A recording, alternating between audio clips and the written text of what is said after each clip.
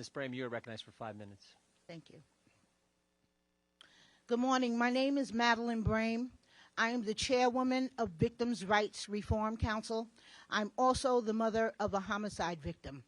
My son, Sergeant Hassan Korea, Afghanistan War retired veteran, was killed in Harlem in 2018. Hassan was kicked, punched, stomped, and stabbed 9 times by 4 individuals he did not know, nor had he done them any harm. All 4 of these individuals were apprehended, and all 4 charged with first-degree gang assault and second-degree murder. This case just resolved this year. So this case drug on through the Manhattan criminal court system for 4.5 years. When Alvin Bragg came into office, he was handed a strong, trial-ready murder case and gang assault case against all 4 of these individuals, where this brutal, savage homicide was captured on video. He was handed a strong, trial-ready case, ready to go to trial.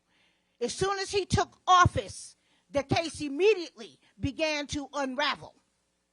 He completely dismissed, gang assault and murder indictments against 2 of the defendants clearly on video participating in the brutal, savage slaughter of my son. Mary Saunders, the sister involved in the homicide.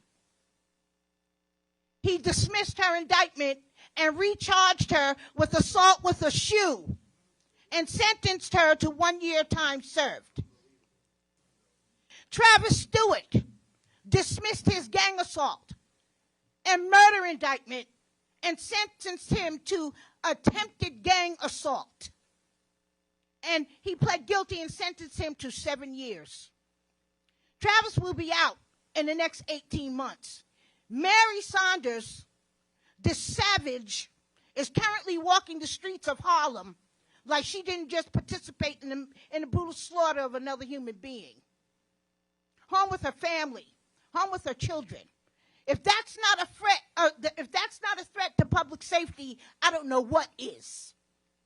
She's capable at any moment of snapping and attacking someone and holding them while someone else plunges a butcher knife into their body 9 times, and another person 12 times, and then run away and leave their body in the street to bleed to death. This is the type of criminal element that we have walking the streets of New York City on a daily basis.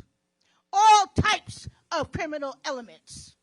Free to do what they want, when they want, however they want, to whomever they want, with no consequences, no deterrents. We have these anti-gang violence, these credible messenger. Millions and billions of our hard-earned tax dollars are going to fund these organizations that are doing absolutely nothing to deter this crime. They're doing absolutely nothing. And I propose that not another dime of our federal tax dollars be pumped into these organizations until they can produce some measurable outcomes of effectiveness of what they're doing with our tax dollars to protect the public. Audience, there is no audience participation. Ms. Brame, you keep going.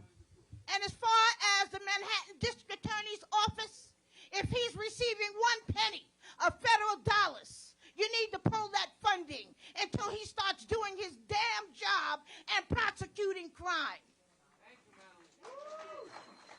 I was totally disrespected. Me, my family, my grandchildren, we were treated like garbage. Like garbage. I've sat for 4.5 years and saw mothers walk in and out. We have a mother sitting here right now whose 2 sons, one died and the other one is on a colonoscopy bag. This is out of Darcel Clark's jurisdiction. So I'm not the only one. There are hundreds and thousands of us. We don't give a damn about your politics. We don't care. It could be the man from the moon who's running for president, okay? as long as whoever's in there, it stands for law and order, and it's going to return some civility and sanity to our city. Thank you. Thank you.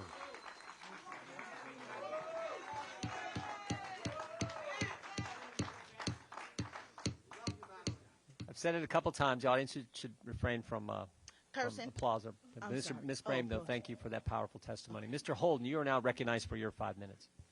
Thank you, Chair Jordan, and thank you, Madeline, for Pull your that courage. close. Pull that close, Councilman. Pull that real close. I am Robert Holden, a Democratic City Council member representing the 30th District in the Borough of Queens and a member of the Council's Public Safety Committee. I am here to address the lawlessness that has taken over this city in recent years as a result of the failed progressive policies implemented by Manhattan District Attorney Alvin Bragg. On his first day in office, Bragg issued a memo that would decriminalize a broad range of offenses and reduce charges for violent crimes. This was a signal for every criminal that it was open season on law-abiding citizens in New York County.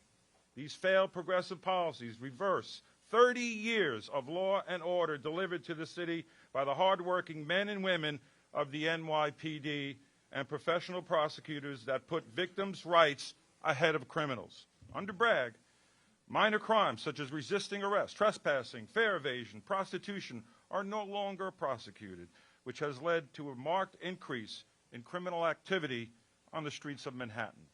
Serious offenses such as knife-point robbery, commercial and residential burglaries, weapons possession, and low-level drug dealing are being charged with lesser offenses or being plea bargained down, resulting in shorter sentences or no jail time at all. Bragg's first year in office was marked by a dramatic shift in the way his office approached criminal prosecutions. And we're feeling Bragg's soft-on-crime approach in the streets of New York. We have repeat offenders receiving lenient sentences and committing multiple crimes shortly after being released. This is happening every day. From the day he took office, it seems Alvin Bragg's top priority was to keep criminals out of jail and free to roam the streets. District Attorney Bragg would be better off as a defense attorney than a prosecutor. He downgraded over half of the felony cases to misdemeanors and declined to prosecute 35% fewer felony cases compared to 2019. And his office requested bail in 20% fewer felony cases in 2022. Sadly, Bragg's approach has resulted in lower conviction rates for serious felony charges, with his office winning a conviction rate of just 51%. It's miserable. And such cases brought in 2022, down from 68% in 2019.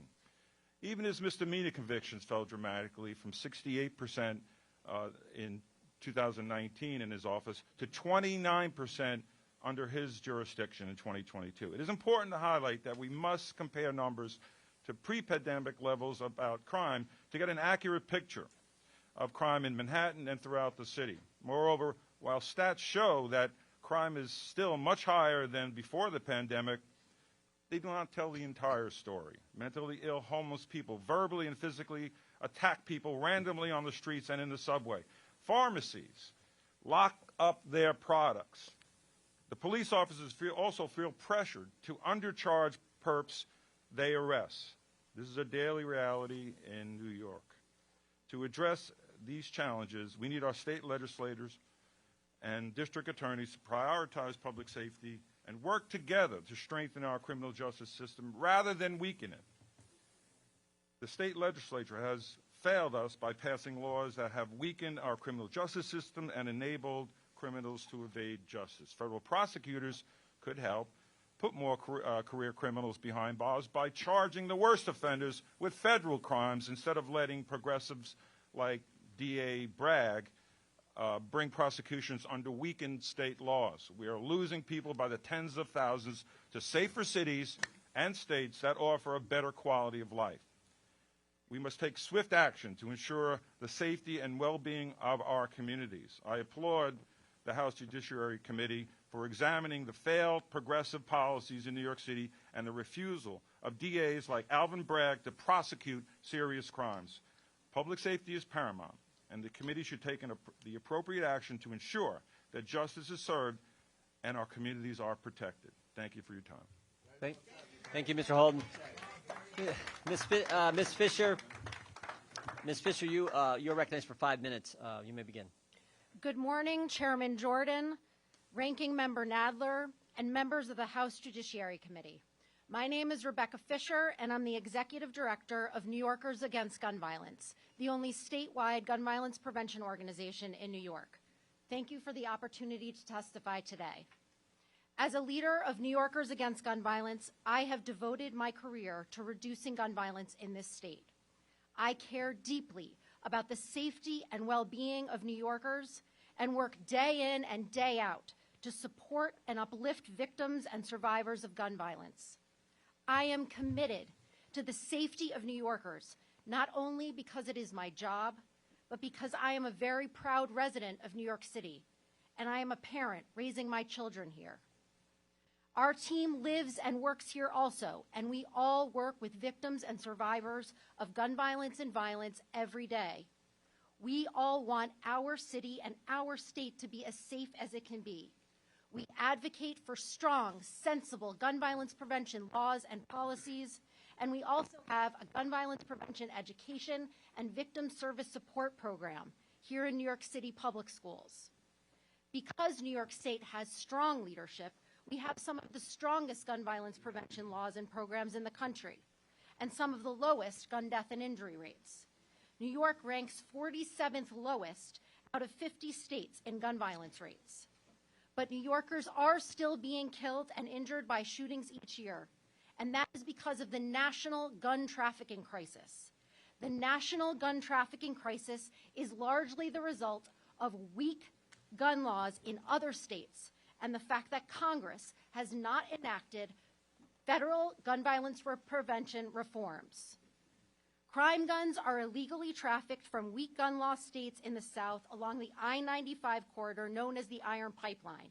In New York State, we are the model for the nation on strong gun laws because it's not easy to acquire them here illegally. But states along the Iron Pipeline have extremely weak laws, and as a result, traffickers travel to these states to buy guns without a background check from reckless and rogue gun dealers. They then illegally bring them back to New York, sell them on our streets, and then illegal guns are used in crimes. From 2017 to 2021, New York City recovered and traced over 19,000 crime guns, and over 70% of those crime guns were originally purchased out of state from Iron Pipeline states. The guns are flowing into our most under-resourced neighborhoods, disproportionately impacting Black and brown communities. Communities that need economic investment, affordable housing, better access to education and healthcare, and so much more. This is why we strongly support community-led initiatives that are evidence-based and trauma-informed, and they work, and also have our own school education and victim support program. Our school program, Reaction, provides social and emotional support to youth victims of gun violence, their families, and their schools. We partner with community violence intervention programs, local and national leaders and lawmakers, victim support organizations, and prosecutors and law enforcement. The COVID-19 pandemic of 2020 caused a national surge in gun violence across this country. However, as more resources are put back into the communities suffering the most, public safety circumstances are improving, including in New York City and Manhattan. In the last 12 months, according to NYPD's own data, as of April, shootings and murder are down in all 5 boroughs, including Manhattan. Crimes unrelated to guns are also going down in Manhattan and across the city. Yet, there is so much more that can be done by Congress to keep this city safe, because even one victim of gun violence is too many. Congress must close loopholes in the federal background check system, protect survivors of domestic violence, pass extreme risk protection order laws, pass safe storage laws, crack down on ghost guns, and hold rogue, reckless gun dealers accountable. We need more investment in community violence intervention programs, and we need to hold the highest drivers of crime accountable.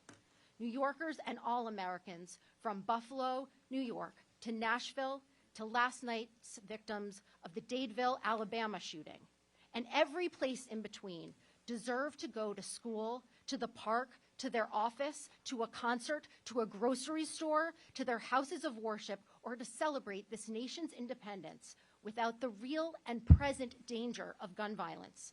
Our children and our children's children have the right to be safe, and we need Congress, we need federal leadership to stand up and protect us. Thank you for inviting me to testify today, and I look forward to your questions. Thank you, Ms. Fisher.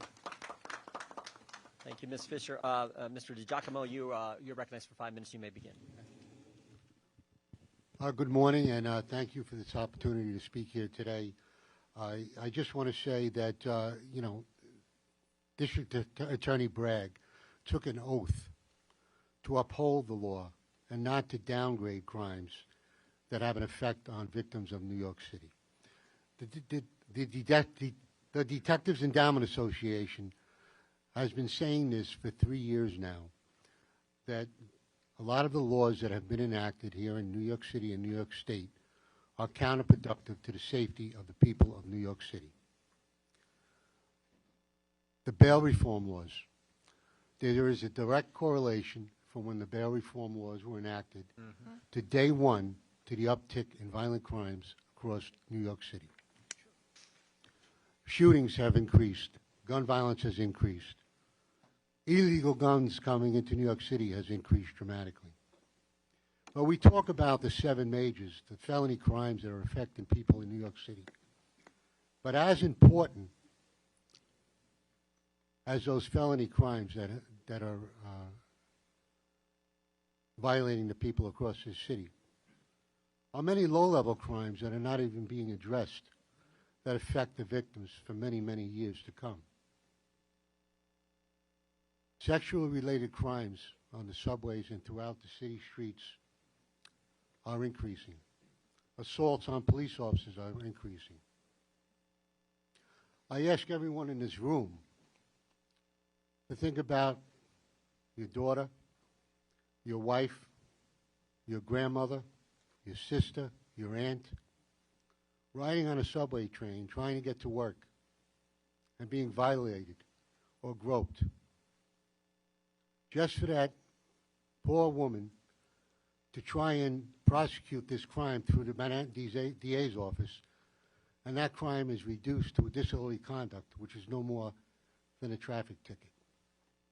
And that is going on every day in the borough of Manhattan, every single day. And it's sad, because many of the people in the borough of Manhattan, the ones that vote for D.A. Bragg, they live here, but many people come to Manhattan every day to work. Hundreds and thousands of people come into this city, into Manhattan to work, and don't have the opportunity to vote for the district attorney. But their safety is in jeopardy because of the district attorney. Now, you had Police Officer Mora and Police Officer Rivera were executed. 2 young men were executed in the borough of Manhattan. And I strongly believe it was because of the memos that were put out by the district attorney's offices that they were not going to enforce assaults on police officers, resisting arrests on police officers. And it sent a message to the criminal element that there are no consequences when you assault a police officer.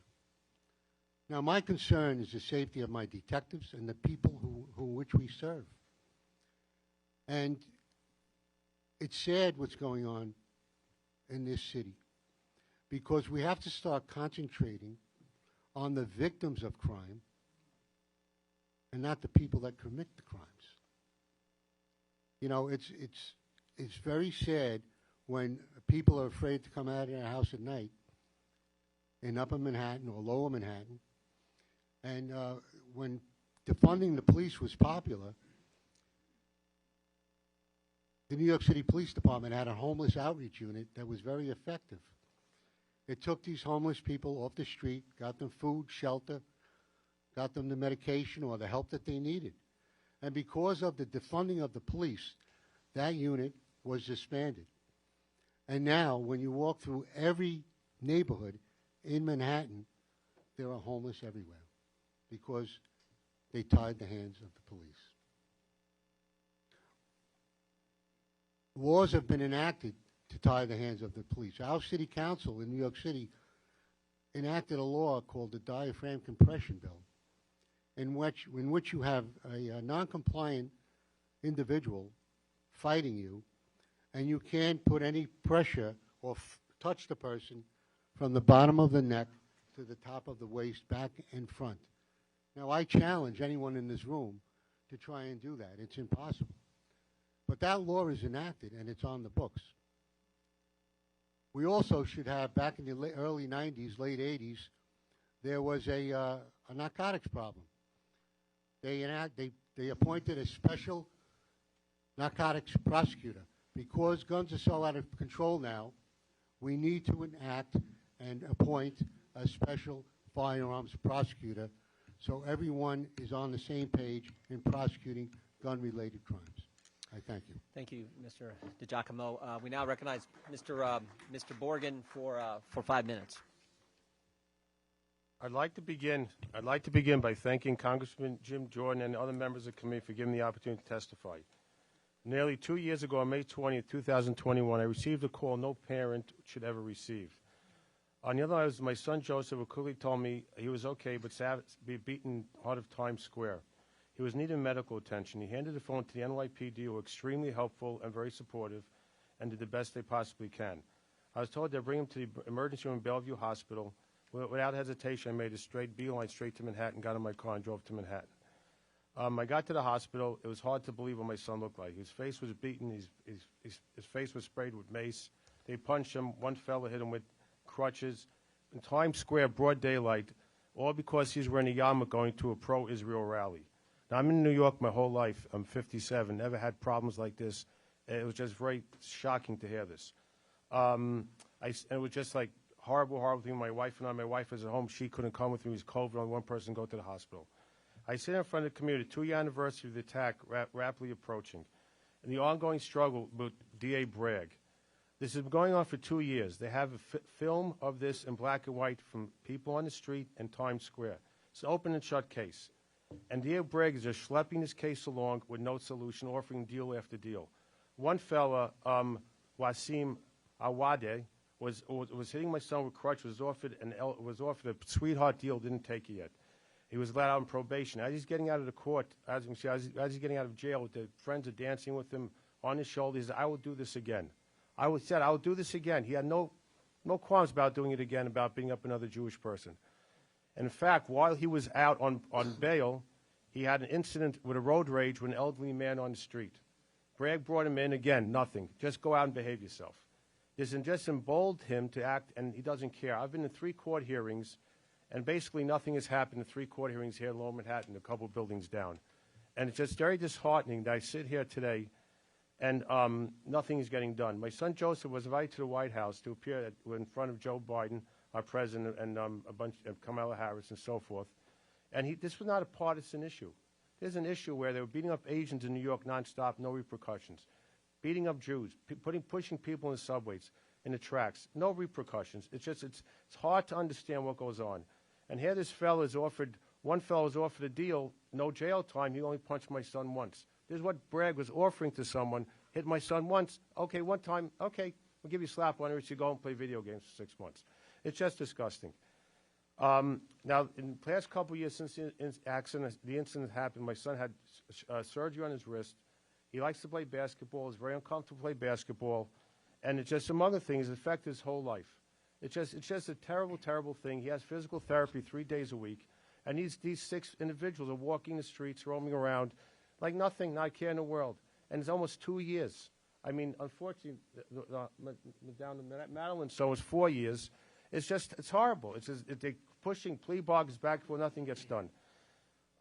We have heard from, when my son got beaten up by these 6 individuals, we heard from many politicians. But I must quote Mayor Adams was a candidate, Governor Hochul. I must take notice with Mr. Nadler. You're a Jewish New Yorker. I called your office numerous times. I called Mr. Schumer's office, another Jewish New Yorker, numerous times. No one called us back. Neither one of you came out of statement on my son's incident. Okay? You're a Jewish New Yorker. You have Jewish roots here.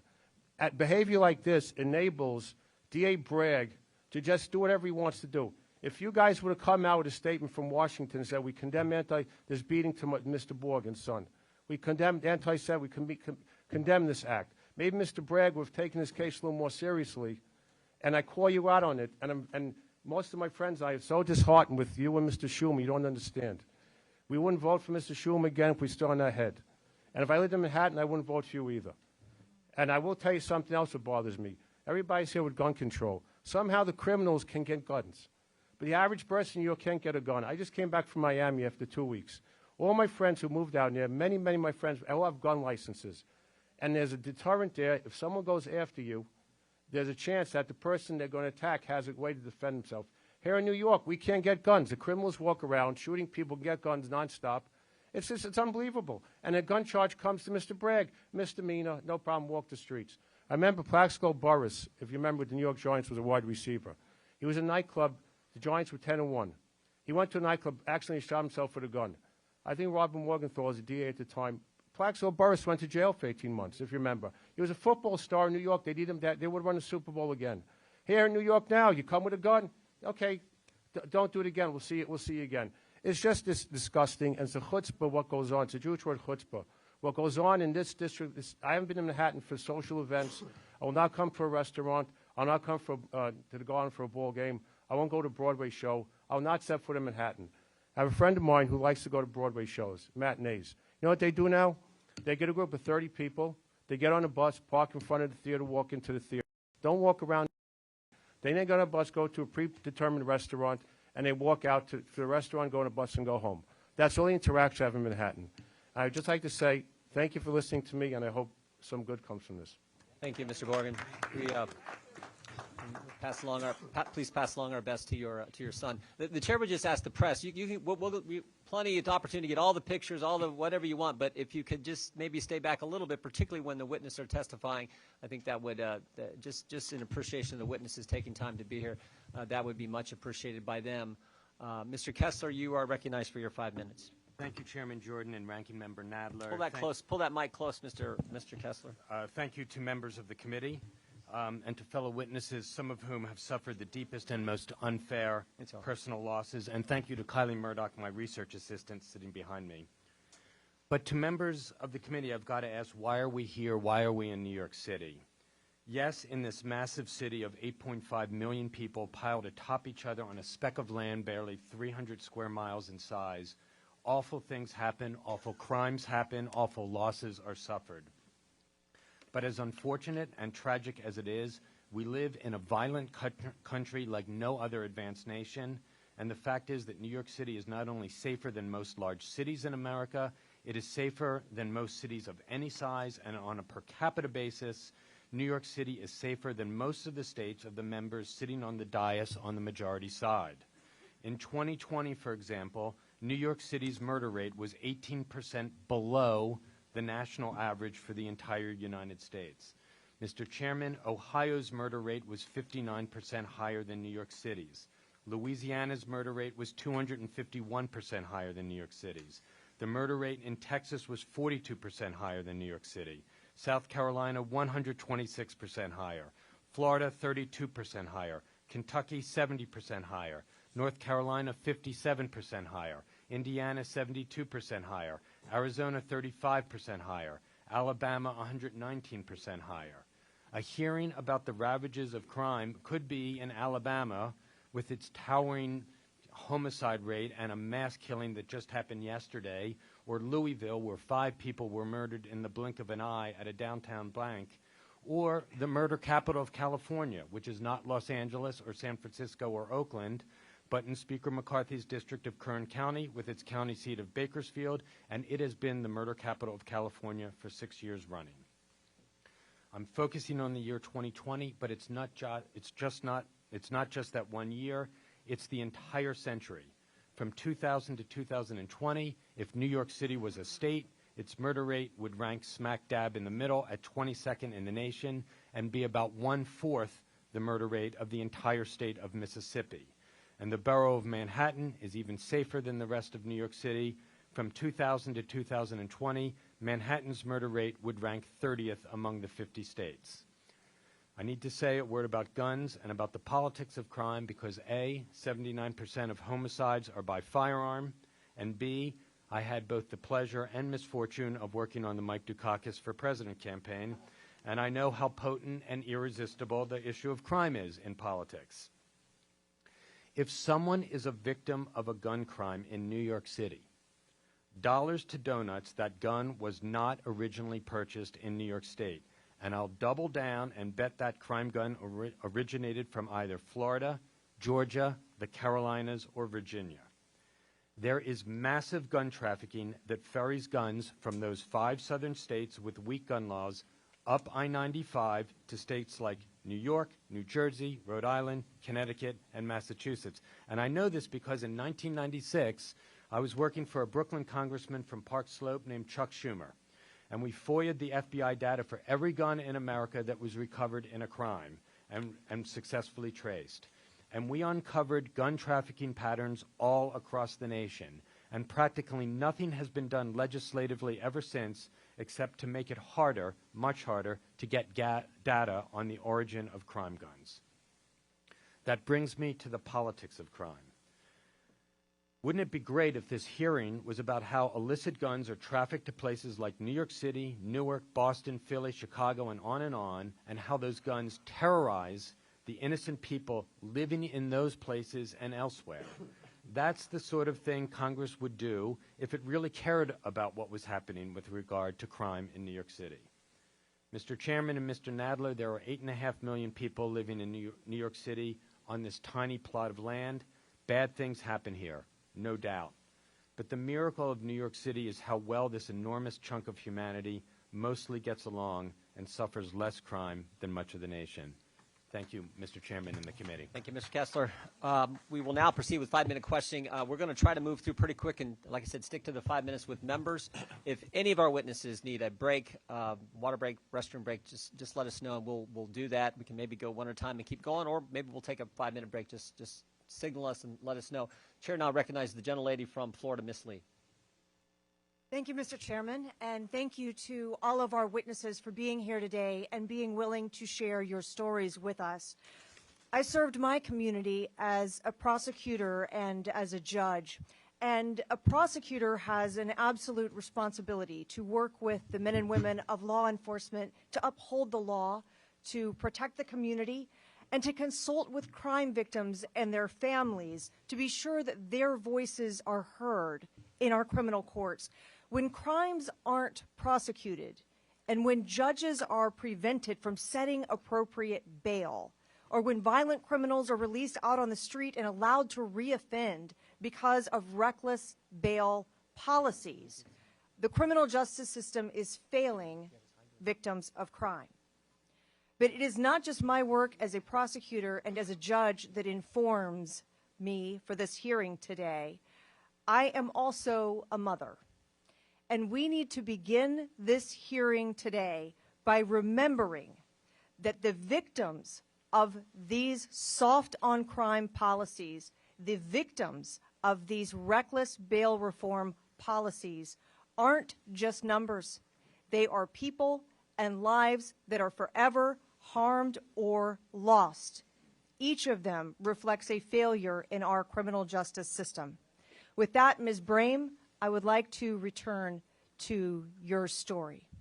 Would you please begin by sharing with us a little bit more about your son? Excuse me, is that the way my son was murdered or my son as a person? As a person, please. Sergeant Hassan is the oldest of my 5. He was 35 years old at the time of his death. He is a father of 3 small children, Jason, Jordan, and Jaylani, my 3 grands. And also Hassan was a husband. He was an amazing young man. He was a personal physical trainer at Crunch Gym at the time of his murder. He was also a full-time student at Manhattan College. Hassan was a responsible, licensed, and registered gun owner, all right? He was a good guy with a gun. do you believe that the criminals who murdered your son received justice? That the criminals who murdered him? Absolutely not. You know, even the stabber, they offered him a plea deal.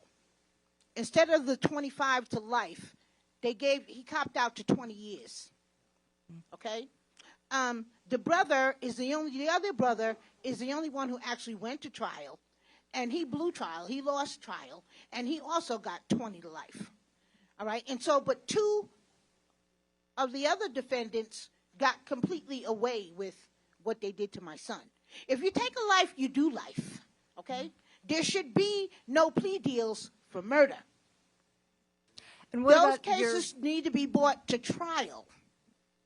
And what about your family, Ms. Brame? Do you feel your family was treated appropriately in the criminal justice system? Absolutely not. We were treated like garbage. Tell me about that. We got no answers. If it wasn't for my persistence, all right, if it wasn't for my not missing one court date, except for the one where they dropped the murder and gang assault charge against Mary Saunders because Alvin Bragg's office did not inform me that they were doing that, which is my right to know that. I didn't get a chance to give my victim impact statement when they sentenced her to that 1 year time served.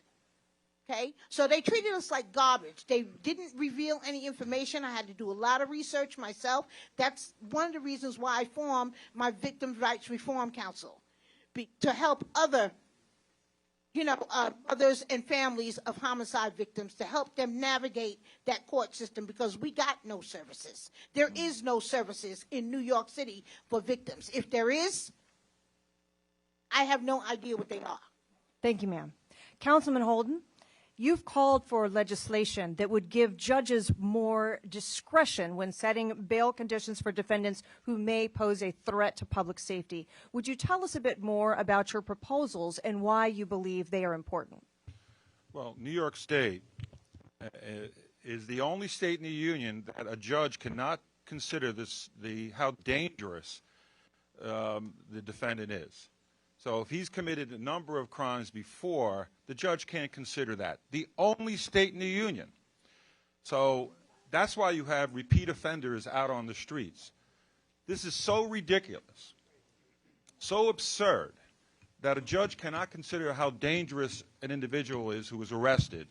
And that's why people are walking. And so we've made proposals to our state colleagues. Let's change this. Why are we the only state in the union that does this? I mean, you have to question that. But again, so many people doing this. Time of the gentlewoman has expired. Thank you, Mr. Holden. We'll sure you'll get more time. The chair now recognizes the ranking member from New York, Mr. Nadler. Thank you, Mr. Chairman. Ms. Brame, you failed to note that as a result of D.A. Bragg's prosecution, 2 men are currently serving life sentences for the murder of your son. Mr. Kessler, in your testimony, you noted that New York City is safer than most cities and even most states in America. The police department's own data show that since D.A. Bragg took office, shootings in Manhattan have declined by 20%, homicides have declined by 16%, and the rates of virtually every other type of violent crime are lower during the first quarter of this year than they were at this time last year. In the meantime, homicide rates in places such as Ohio, Louisiana, Texas, and Arizona are much higher than in New York. As someone who studies crime trends, what do you think accounts for this disparity in safety between Manhattan and other parts of the United States? Thank you, Mr. Nadler. So I don't think any place in this country is really safe, okay, because we're awash in guns. New York is safer, and it's, on average, New York City is safer than Ohio, Texas, many other places. I think number one is gun ownership rates, okay? So gun ownership rates in red states tend to be about twice the gun ownership rates in blue states. There are other factors as well. Poverty rates matter.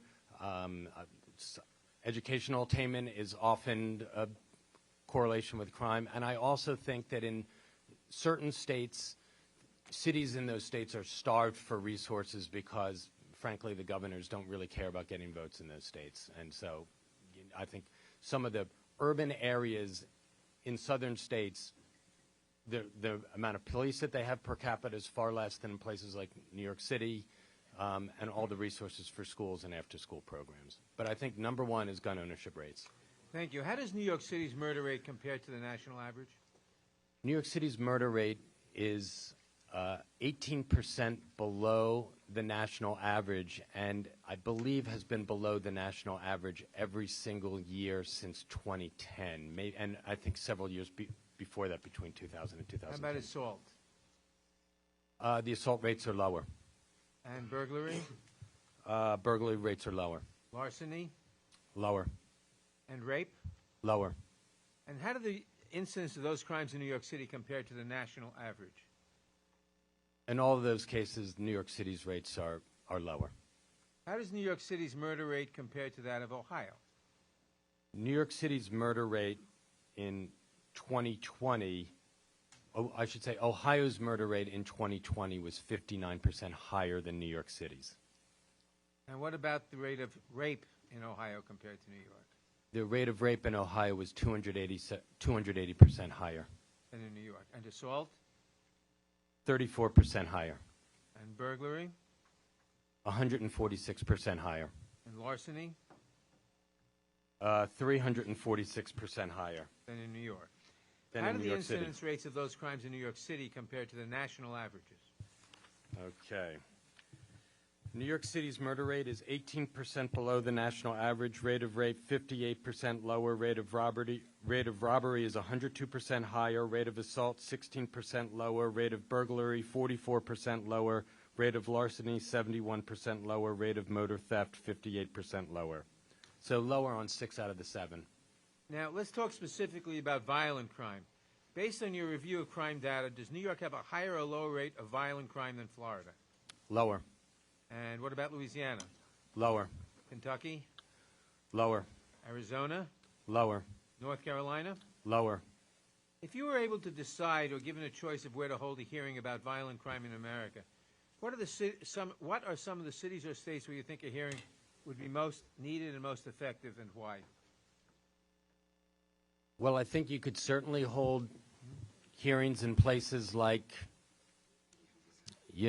Louisville, very high rates. Jacksonville, very high crime rates there. There's a lot of Alabama, Mississippi, extraordinarily high murder rates in those states. Some in cities, some not in cities. New York City is, look, there's a lot of bad stuff that happens in the city because there's 8.5 million people here. But relative to the rest of the country, it's doing better. And finally, according to CDC data, the states with the highest rates of gun deaths are Mississippi, Louisiana, Wyoming, Missouri, Alabama, and Alaska. What trends are you seeing with respect to gun violence generally in red states? What we found when we looked at between 2000 and 2020 is the murder rate in red states, as defined by the 25 states that voted for Donald Trump in 2020 versus the 25 states that voted for Joe Biden. The murder rate in red states was higher than the murder rate in blue states in all 21 of those years. And over a cumulative 21-year period, it was 23% higher in those red states. And even if you took out the largest blue city in each of the red states, the murder rate was 12% higher in red states. Mr. Chairman, parliamentary inquiry. Mr. Parliamentary inquiry. Mr. Chairman, my parliamentary inquiry is, in light of the testimony you just heard, what is the mechanism for the committee to transfer this hearing to Ohio, where the crime rate is significantly greater than here in New York? Is there a motion? Not a parliamentary inquiry. It is about, I'm asking parliamentary, how do we move the venue so we can have a hearing in a city or state that has a serious crime problem? The state of Ohio. Not a proper state of parliamentary inquiry. The gentleman's time is expired. Appeal the ruling of the chair. It's not appealable ruling. Mr. Jordan, I'm sorry. If Mr. Nadler is going to make derogatory comments towards the mother of a homicide victim, he could at least allot her some time to respond. The lady is not recognized. Hang on. Committee will be in order. Committee will be in order. The gentleman's time has expired. The gentleman from California is recognized for 5 minutes. Pursuant to what you just said, I think it is important that you have an opportunity to respond to the statement by the ranking member that justice was served in the case of your loss. Ms. Blame. Sergeant Hassan Kari is dead forever. Dead forever. There are 4 people directly responsible for his murder. 2 people is not justice. And until there is justice for the murder of my son, there will be no peace. None. All 4, I'm asking for a special prosecutor to reopen those murder and gang assault charges against Mary Saunders, and Travis Stewart. Present that evidence, present that video to a jury and allow them to decide those homicidal maniacs' innocence or guilt. My son is dead forever. They deserve to be in prison forever. Thank you. Thank you. Ms. Harrison, there's been a lot of discussion at the end of the dais about gun violence. All 3 of you at that end, were there guns involved in the murder? No, there were not. Madeline's son was stabbed, and my boyfriend and his best friend were both stabbed to death. So, knives kill. There's a will, there's a way, and when evil wants to attack, evil is going to attack. And I would also like to say that, New York might have strict gun laws, but we also have conflicting gun laws, which I haven't heard from Ms. Fisher regarding raise the age. Immediately after the Buffalo incident, Kathy Hochul implemented a raise the age that placed a ban on purchasing certain weapons for minors. But we also have an original raise the age law that conflicts that completely because it eliminates the criminal prosecution of any minor holding an illegal weapon. And in this state, you have a universal assault weapons ban and have for a long time. Isn't that true? I'm not sure about the assault weapons ban. I'm sorry. Okay. And Mr. Alba, I think your testimony was very powerful. You too were attacked by other than a gun. Isn't that correct? And if you'd pause the clock.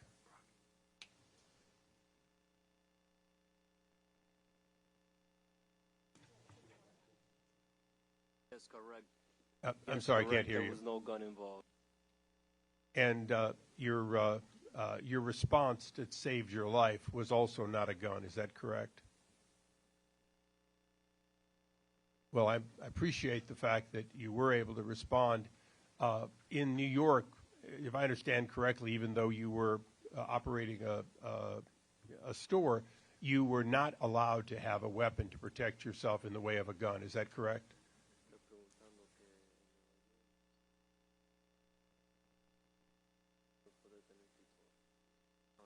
And I'd like to, go ahead. Can you please repeat the question? Yes. In New York, you defended yourself with a knife because as a store operator, you were not allowed to have a gun. Is that correct?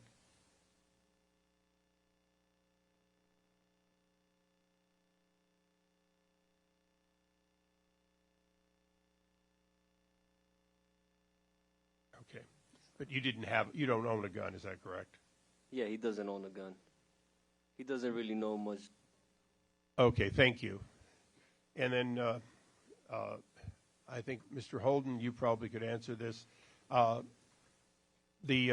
to the figures we were given earlier, at least 6,000 of the 19,000 weapons were New York-based weapons.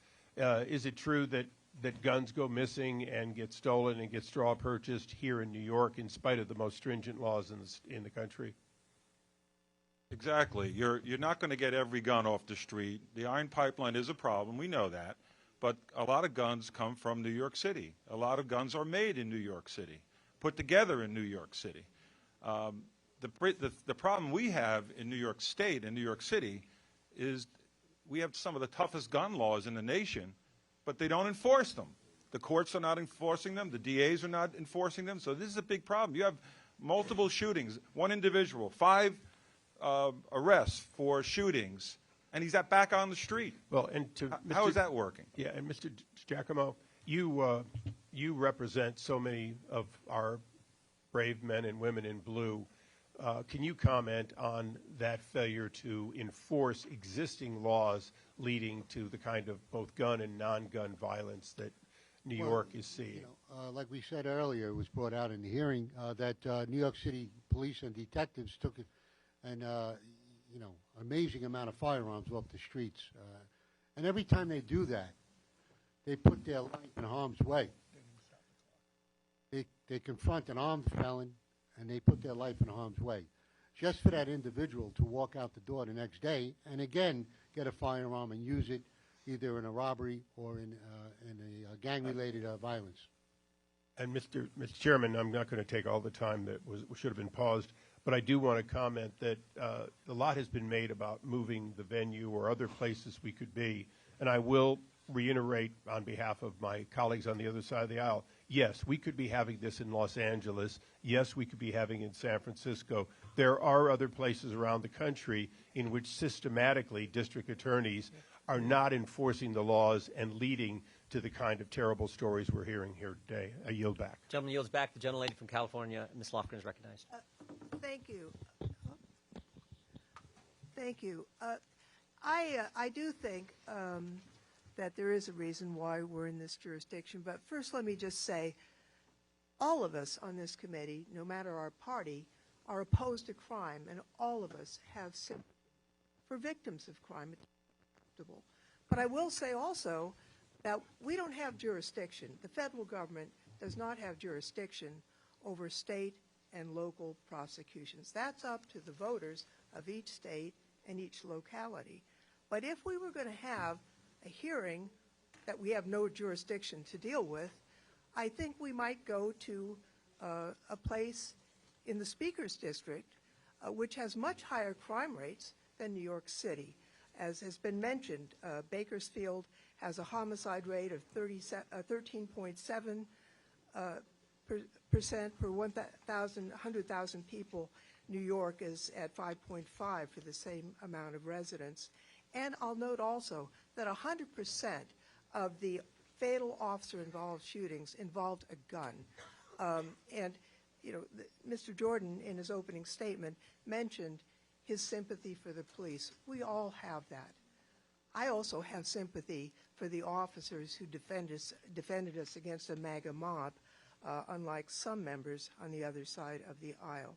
I think it's pretty obvious that we're in New York because of the case of New York versus Donald J. Trump.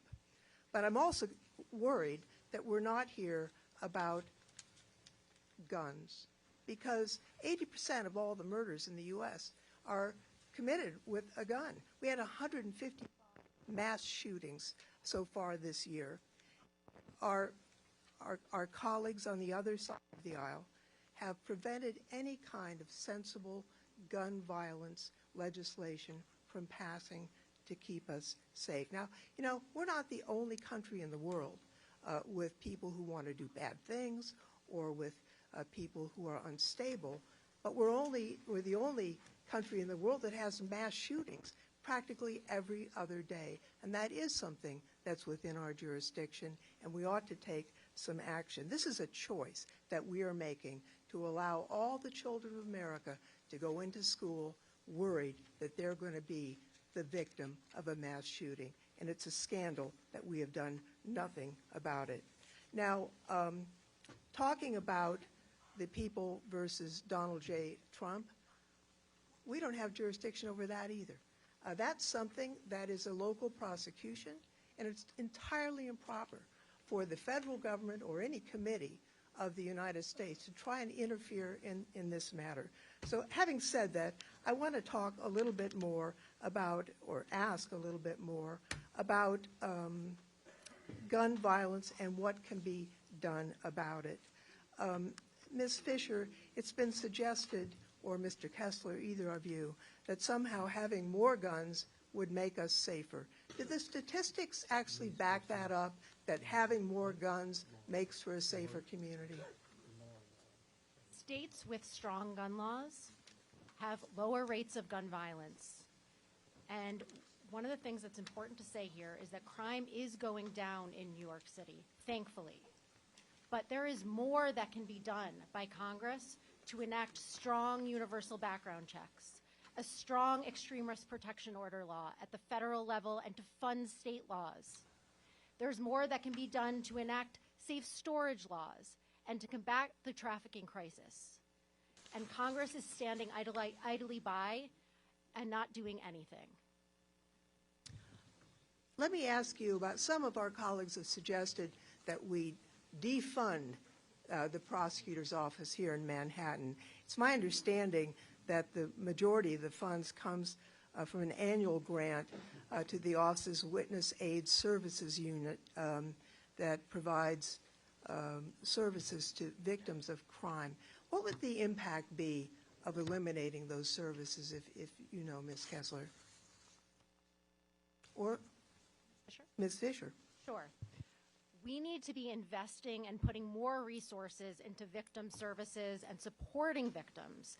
As you heard here today, we need to be giving victims more mental health support, more social support. We need to be helping them find access to compensation, not only for funeral expenses, for hospital expenses, to make up for lost income. Let me just say, I want to thank all the witnesses, including the victims of crime. I fear that you are being used for a political purpose despite your sincerity. Gentlelady's time has expired. Gentlelady's, the committee will be in order. The gentlelady's time has expired. The gentleman from Florida, Mr. Gates, is recognized for 5 minutes. Our criminal justice system is insane. It's dangerous. It's harmful. And it is destroying the fabric of our city. Time and again, our police officers make an arrest, and then the person who is arrested for assault, felonious assault, robberies, and gun possession, they're finding themselves back on the street within days, if not hours, after arrest. Eric Adams, New York mayor. My friends, the reason we are here in New York is because you have Democrats, you have citizens calling for some relief from this pain, and we are here not to use anyone, but to uplift the voices of brave people who are here to tell their story. Ms. Brame, do you feel used in this hearing? Gentleman's recognized. Ms. Brame, do you feel used? Not. Ms. Harrison? I'm a willing participant. Ms. Harrison, do you feel used?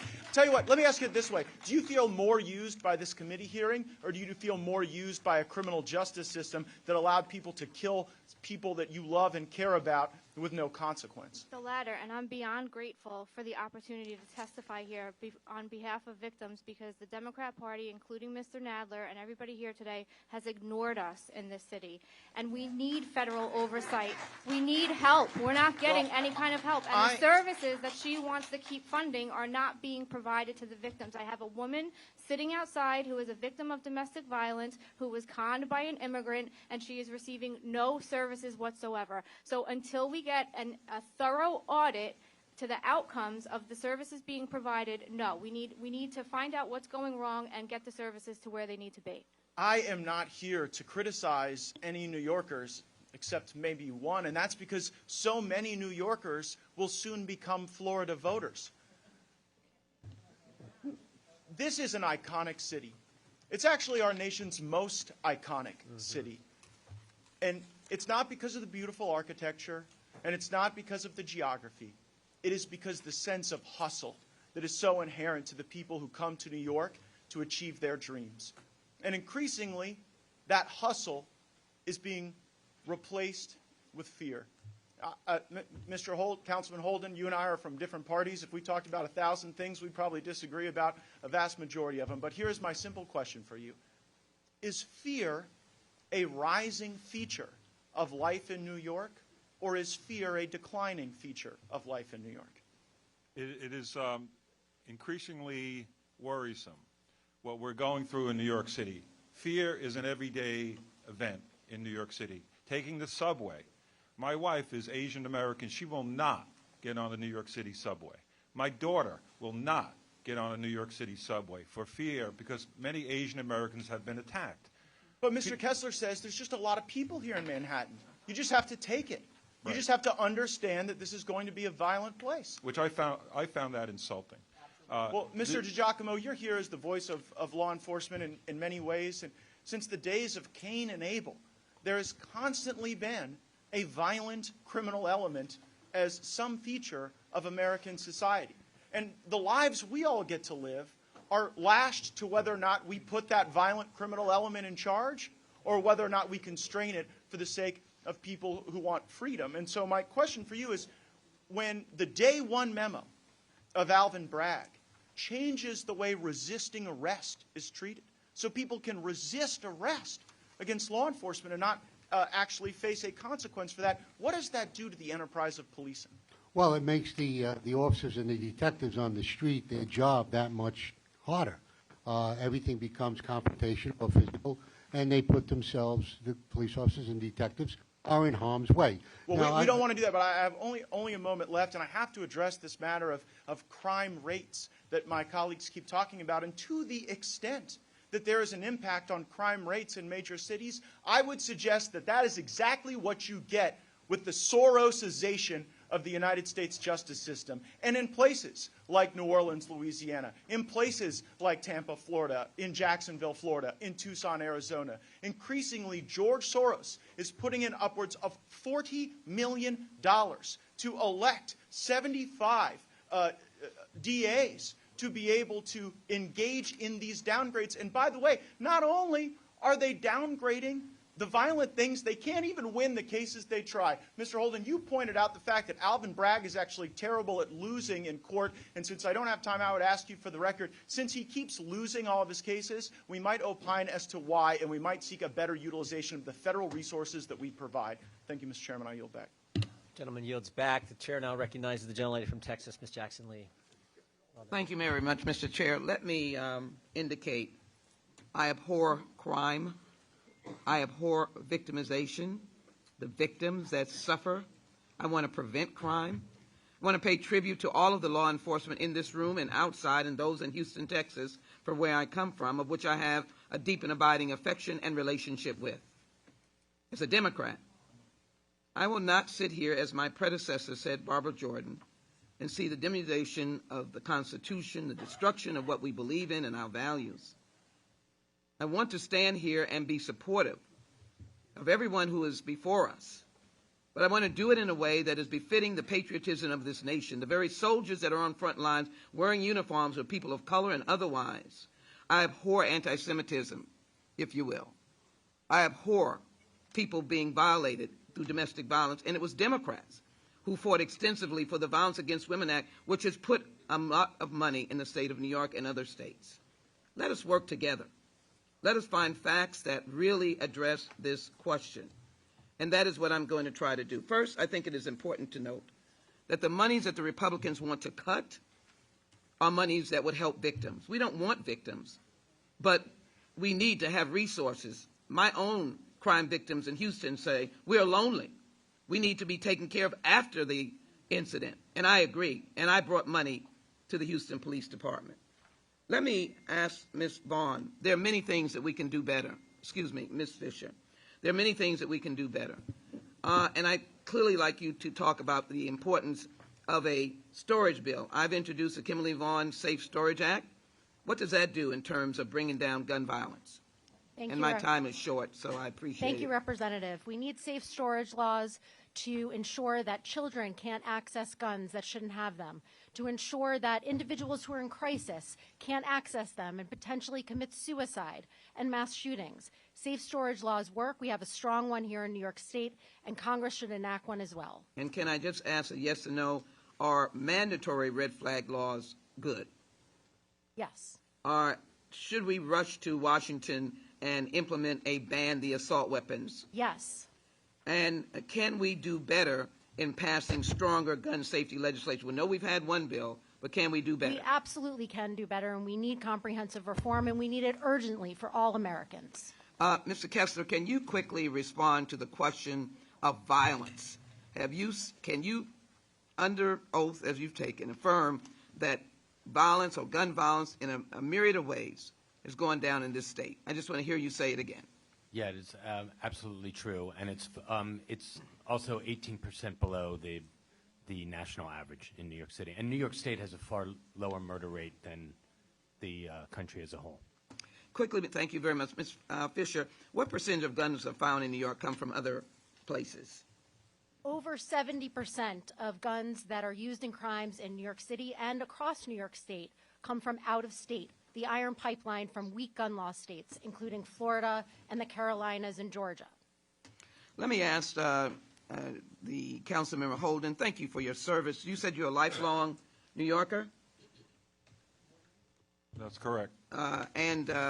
You therefore lived in New York in the 70s, 80s, 90s, and so on? Yep. Did you say in an article recently, I've never seen the lawlessness we're seeing now? Yep. And so do you realize and recognize this pamphlet, Fear City, in the 1970s? And so apparently we've had some ups and downs. This is Fear City, a survival guide for visitors in New York City of New York by NYPD, 1975. I ask unanimous consent to put this in the record. Without objection. And so we've had our moments.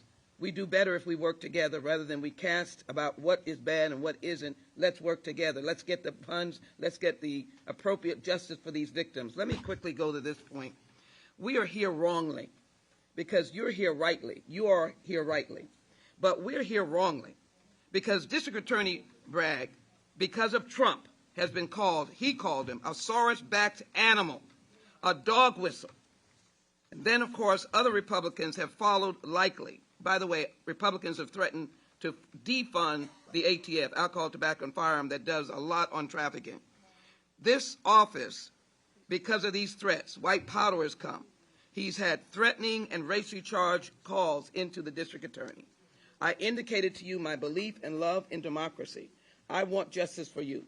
But this is an absurd and poor reflection of who we are as Americans, who I am as a Houstonian. And I believe in bringing people together. We need to bring people together and work on the solutions. I ask unanimous consent to place in the record 3 are charged with selling ghost guns, including assault weapons. I'm asking unanimous consent. Yeah, without objection. And the welcome to Fear City, unanimous consent. Without objection. With that, I yield back. I thank you, and I thank the witnesses out of the bottom of my heart. Gentlelady yields back. Chair now recognizes himself for 5 minutes. Mr. Holden, you were born in New York City? Yes. You were raised in New York City, went to grade school and high school here in the city? Yep. Went to college in New York City? You got, Yes. I think I looked, you got an associate degree, an undergrad degree, postgrad degree, all from universities here in New York City. Is that right? Yes, I did, Chair. You're a professor at a university here in New York City? Right, 44 years. All your professional career has been spent here in New York City, is that right? Yes. And you received a Lifetime Achievement Award for your volunteer work from the Queen Civic Group. Is that right? For your yes. work here in the city? Yes. You love this town, don't you? I love it. I mean, I think Mr. Gates is right. I think America loves this town. Right. Whether you're a Yankees fan, a Mets fan, a Giants fan, a Jets fan, the Statue of Liberty, Ellis Island, Broadway, Wall Street, Americans love this city. Maybe most, I think, Americans appreciate the people of this town and the example they showed the country after that tragic day of 9/11. Do you agree with all that, Mr. Holden? I agree with that 100%. Yeah. But right now, the policies being implemented by this district attorney are going to ruin this great city. Do you agree with that? Yes, I do. It's scary, isn't it? Scary what you see. It's scary what Miss Harrison's had to endure, what Mr. Alba's had to endure, what Miss Brames had to endure, and what Mr. Borgen has had to endure. And it's driven by that day one memo. That day one memo which sent a message to this town, to the bad guys in this town, you can do bad things and you're not going to get prosecuted. Do you agree with all that, Mr. Holden? Yes, I do. Yeah, it's scary. Soft on crime policies are going to ruin this great city, and that's why we're here. It's happened in other cities, as Mr. Gates pointed out. That's why this is not the only hearing. We're going to have other hearings. We'll go to wherever we need to go. But this is something that has to happen, has to stop. Justice isn't supposed to be political. Now, Mr. Holden, you're a Democrat, right? Yes, I am. But it shouldn't matter. Republican or Democrat, I think as a lot of people said, it should not matter, should it? What's the answer, Mr. Holden? What would you recommend? My allegiance is to my constituents. I live Well here. For said. 71 years, I've lived in New York City. I've seen bad times, high crime, 2,000 murders a year in the 80s. I've not seen the lawlessness that I'm seeing today in New York City in my lifetime. That means we're afraid to go anywhere. Let me just be clear. So in 71 years, your life here in this great city, it's never been as bad as it is today. And I've had so many friends leaving this town because they just see the quality of life dropping. They go out on the street, there's people driving down the wrong way with electric scooters, there's people robbing stores. You know that all the pharmacies in New York City have to be under lock and key. You have to go in a case. It's so bad, these small crimes, that Mr. Bragg has said he's not going to prosecute. You don't send that message out there. And that's why we disagree. We're the same party, but we totally disagree on that. Again, my allegiance is not to the party. It's to my constituents and where I live. And again, I plan to live here, until I die. But I don't want to see it go down the drain. Yeah. You're standing up for the folks you get to represent in Queens as part of the city council. Mr. Borgen, Ms. Fisher earlier said bad guys go into other states and buy guns illegally, and the Democrats' response is take away guns from law-abiding citizens. Is that going to work, Mr. Borgen? Absolutely not. I just want to say one thing. I sit here and listen. You're on one side, you're on one side. When Ronald Reagan was president, him and Tip O'Neill had regular meetings, got together and worked together in Congress. That's right. I don't understand why I have to sit here, whether Republican or Democrat. I'm a Republican, by the way. I now vote in Florida, and I'm a registered voter in Florida. I have a Florida driver's license. Based on, I'm not planning to stay, but the fact of the matter is, if everybody would work together and not sit here and say, this party says this about Trump, about this, it doesn't make any sense. But the fact of the matter is, the criminals will get guns either way. You can do whatever you want. The criminals are going to get guns. They always have gotten guns. It's not going to change. It's not going to change. So you can sit here till your face blue in the face. You can say Congress are going to outlaw gun sales across America. They're going to get guns. Yep. The criminals will get guns. And there's nothing you can do about it. That's life. And Mr. Kessler sits here and says, we have to sit and take it. I never heard someone say to me, you have to take crime.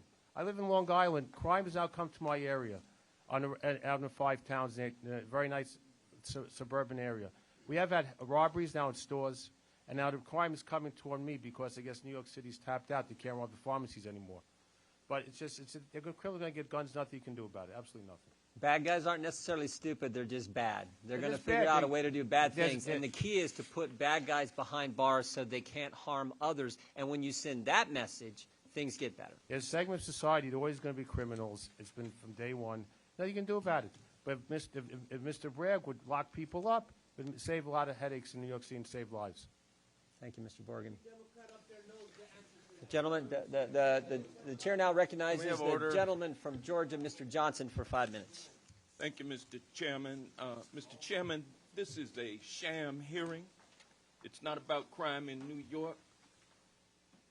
It's an effort to impede and ultimately suppress the prosecution of Donald Trump.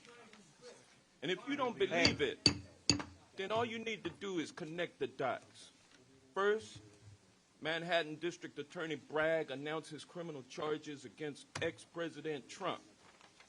Then, House Judiciary Republicans abused their power by subpoenaing testimony and records from D.A. Bragg about the ongoing prosecution. And next, they bring this sham hearing to Manhattan, supposedly about crime. But if my colleagues across the aisle were really concerned and really cared about reducing violent crime, they'd work with Democrats to pass common sense gun laws. There are too many gun deaths in this country, and that's why I have joined with my fellow Democrats to co-sponsor bills that would ban assault weapons, strengthen background checks, and fund research into gun violence prevention. Meanwhile, MAGA Republicans continue to resist even the most basic reforms like universal background checks. If Republicans really wanted to stop violent crime, they would be in D.C. right now, working with Democrats to pass common sense gun legislation. Instead, like jackbooted thugs, they've descended on New York City using violent crime as their pretext. The MAGA Republican extremists are not interested in gun violence or even knife violence. The Republican witnesses who have used their time to criticize District Attorney Bragg have served as props in a MAGA Broadway production. The real purpose in coming to New York City, Can we have order? the real purpose in coming to New York City. Gentlemen, we'll suspend. Stop the clock. Gentlemen, we'll suspend. For the audience, I've said several times now that the committee has to be in order. If anyone continues, then we're going to have to escort some people out. Please don't talk that. Please don't talk down to us witnesses, please. Yep. The gentleman from Georgia controls the time. Mr. Johnson, you can proceed. The real purpose in coming to New York City is to harass, intimidate, and threaten Manhattan District Attorney Alvin Bragg. We are here because Manhattan District Attorney Bragg announced the indictment of former President Trump, and MAGA United States House Republicans have responded by using their power to try to help ex-President Trump beat the 34 counts of fraud that he has been charged with. MAGA Republican extremists have defended the January 6th insurrectionists, and they are out here today serving as Trump's bulldogs, trying to scare a duly elected district attorney from following the facts where they lead and enforcing the law. It is just one more sign that MAGA Republicans are a clear and present danger to our democracy and are actively working to undermine the rule of law, not just federally, but also on the state and local levels. And with that, Mr. Chairman, I yield the balance of my time to the gentleman from New York's 18th District, the Honorable Congressman Adriano Espaillat. Gentleman's recognized. Thank you, Mr. Chairman. Thank you, Ranking Member, and thank you, my colleague Hank Johnson, for yielding time. Mr. Chairman, first I want to express my condolences, my deepest condolences to both Ms. Harrison and Ms. Brain. And Mr. Alba, I was proud to see your community, our community, rally around you and other bodegueros, and I applauded D.A. Bragg's decision to drop the charges against you. During the 80s and 90s, before I was involved in public service, as a regular citizen of New York, I fought crime and drugs during the crack wars in northern Manhattan. During those years, the 34th precinct used to average over 100 homicides. Let me repeat this: over 100 homicides a year. Myself and my family members were held at gunpoint during those years. Held up at gunpoint. I don't know if any of you here have been held up at gunpoint. This is deeply personal to me. This year, the 34th precinct has witnessed 0 homicides. And last year, although far too many, that same precinct in northern Manhattan witnessed 5 homicides. From 100 to 5, and to this year, 0. But let me say something to you, Mr. Chairman. The common denominator in most homicides across the country is a gun. It's a gun. 80% of the homicides in this country are committed by guns. A young man murdered on 137th Street. A gun. The gentleman from Georgia yields back. And you guys brandish your paints with AR-15. Reprehensible. The gentleman from Louisiana, Mr. Johnson, is recognized for 5 minutes. Thank you, Mr. Chairman. I want to begin by quoting a short excerpt from an important study and legal memorandum that was issued in November by the Heritage Foundation. Listen to this. It's entitled, "The Blue City Murder Problem." And this summary statement is a message to all Americans. Gentlemen, suspend for just a second. I would ask that the audience be quiet. The gentleman from Louisiana controls the time. If we could stop. Press, but the press would please move so we can conduct the hearing. We move aside. Capitol Police, if you could help us just clear that out. The press will be given ample opportunity to talk to folks. We need to clear out and be quiet during the hearing.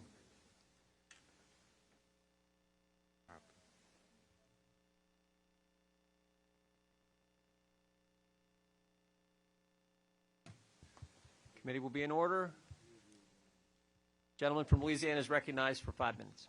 Here's the quote. "Your public safety as a resident is dramatically impacted by your district attorney and whether he or she is a George Soros-funded rogue prosecutor or a law and order prosecutor, by your police department, and by whether the local politicians support and adequately fund the police and prosecutors' offices." It goes on. "This is why the Soros rogue prosecutor movement has concentrated its fire at identifying, recruiting, and funding candidates for local district attorney races by elevating pro-criminal and anti-victim zealots into office, the rogue prosecutor movement destabilizes the safety of our communities, treats criminals as victims and police as the criminals, and ignores real victims.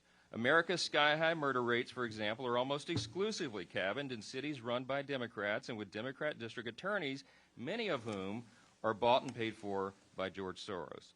Why are we beginning our crime wave field hearings in New York City? Because this is one of the most egregious examples in America. Alvin Bragg is the poster child for exactly what was just described. Ms. Brame, I want to thank you for your compelling testimony today and sharing the shocking and tragic story of your son, Sergeant Hassan Korea's gang assault and vicious murder by 4 criminals he did not know. In your written statement submitted today, you wrote this. You said, quote, D.A. Bragg has demonstrated over and over again that he has no regard or concern for human life or victims of crime by instituting his ADAs to not prosecute violent recidivists and ultimately release them back to the streets to victimize and terrorize more innocent New Yorkers, unquote. You heard Mr. Nadler and Mr. Kessler and others share their manipulated statistics this morning, suggesting that New York City is, quote, one of the safest big cities in America. But you and other New Yorkers don't agree with that, I know. Mr. Holden just said our people are afraid to go anywhere because this is the worst lawlessness in the city's history. How do you respond to these claims that this is just a magical, safe city right now? Well, you know, I think that the average New Yorker doesn't care nothing about no statistics, okay? Especially in the black and brown communities. We care about the mothers who have to visit the morgue to identify their dead child's body. We care about the mothers who have to lean into the coffin and watch them lower that top down on that child and they know they'll never see them again. We care about being able to let our child go out to the park and play without getting shot in a stroller. We care about not getting raped in elevators. We don't care nothing about your statistics. You cannot convince us to not believe our lying eyes with your numbers, all right? Because we see it with our very eyes, day in and day out, especially in the poor black and brown communities, where none of you in this room would even step foot in. Ms. Brame, you're so right. And they're changing the subject. They're doing their best to change the subject here and obscure the facts because the facts are difficult for them to face. The objective fact is that Manhattan has instituted pro-crime, anti-victim policies that have resulted in an increase in violent crime and created this dangerous situation in the community. And in America's once great cities that was the symbol of freedom and opportunity and liberty. According to the NYPD data, New York City saw a 23% surge in major crimes in 1 year since Alvin Bragg took over. That is the fact. We have a violent crime epidemic here, and everybody in America knows it because we see the videos played out on our television, local news, every single night of what's going on here in the city. I just want to say this, and I'm almost out of time, but I've shared in this committee before the long list of statements from leading Democrats in Congress and the leading Democrats on this very committee who specifically and aggressively called for the defunding of the police. And as a result, in 2020 in New York City, officials cut $1 billion from the police department's 2021 budget. These are the completely foreseeable and obvious effects of these soft-on-crime policies that are advanced by Soros-funded DAs. Alvin Bragg is, in my view, probably the worst offender. And they're trying to manipulate the facts. They're trying to change it. But I thank you all for being here. I yield the remainder of my time. Committee will be in order. If the gentleman yields back, the gentleman from California, Mr. Schiff, is recognized for 5 minutes. Almost 3 weeks ago, is the microphone on? Yeah, just pull it close. Almost 3 weeks ago, Donald J. Trump was indicted by a grand jury in Manhattan on dozens of counts of fraud in connection with a hush money payment scheme in which his personal lawyer, Michael Cohen, previously went to jail. Since the former president's indictment, the Manhattan District Attorney has been the subject of countless death threats and racist diatribes. Others have made ugly appeals to anti-Semitism in an effort to attack the proceedings. And this committee has used every means at its disposal to disrupt, interrupt, and interfere with the prosecution, demanding documents it has no right to obtain and no jurisdiction to demand, subpoenaing a former district attorney, deputy district attorney, and threatening to subpoena the DA himself, and now holding this hearing in Manhattan in a vain attempt to intimidate or embarrass the prosecutorial authority. Now, the majority denies that this is the purpose of today's hearing. They would have you believe it is a mere coincidence that all of a sudden and out of the blue, the chairman decided that the state of New York is a wonderful place to do a hearing. Not the chairman's home state of Ohio with its high rates of murder, but New York State. And of all the cities in New York, they would pick New York City. And of all the boroughs in New York, they pick Manhattan. Apparently, Manhattan is just lovely this time of year. What a remarkable coincidence, we are meant to believe. Of all the gin joints and all the towns in all the world, we just happened to walk into this one. How absurd. Of course, this is not a coincidence at all. Instead, it is the GOP leadership in Congress doing what it has done best for the last 6 years, and that is to act as the criminal defense counsel for Donald J. Trump. Well, let me tell you this. Let me tell you this. Capitol Police, gentlemen, will suspend. Capitol Police.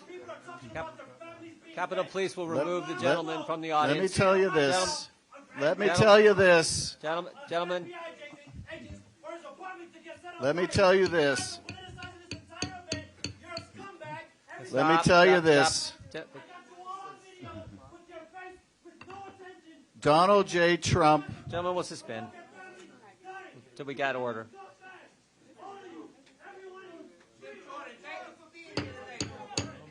Gentlemen, will suspend. The audience has to be in order. Capitol Police. Capitol Police. Sir.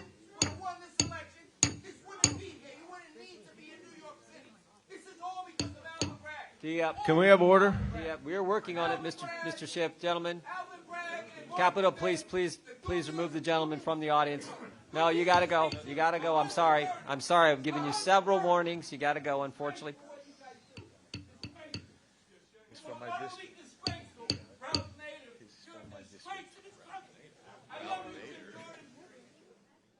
It was a very unfortunate attack on Ralph Nader. Committee will be in order. Committee will be in order. The gentleman from California. Those comments about Ralph Nader are way out of line. Of course, it is not a coincidence that we are here in Manhattan. Instead, it is the GOP leadership in Congress doing what it has done best over the last 6 years, and that is to act as the criminal defense counsel for Donald J. Trump. Well, let me tell you this. Donald Trump doesn't need the lawyers on this committee to be his criminal defense lawyer. He has plenty of those already.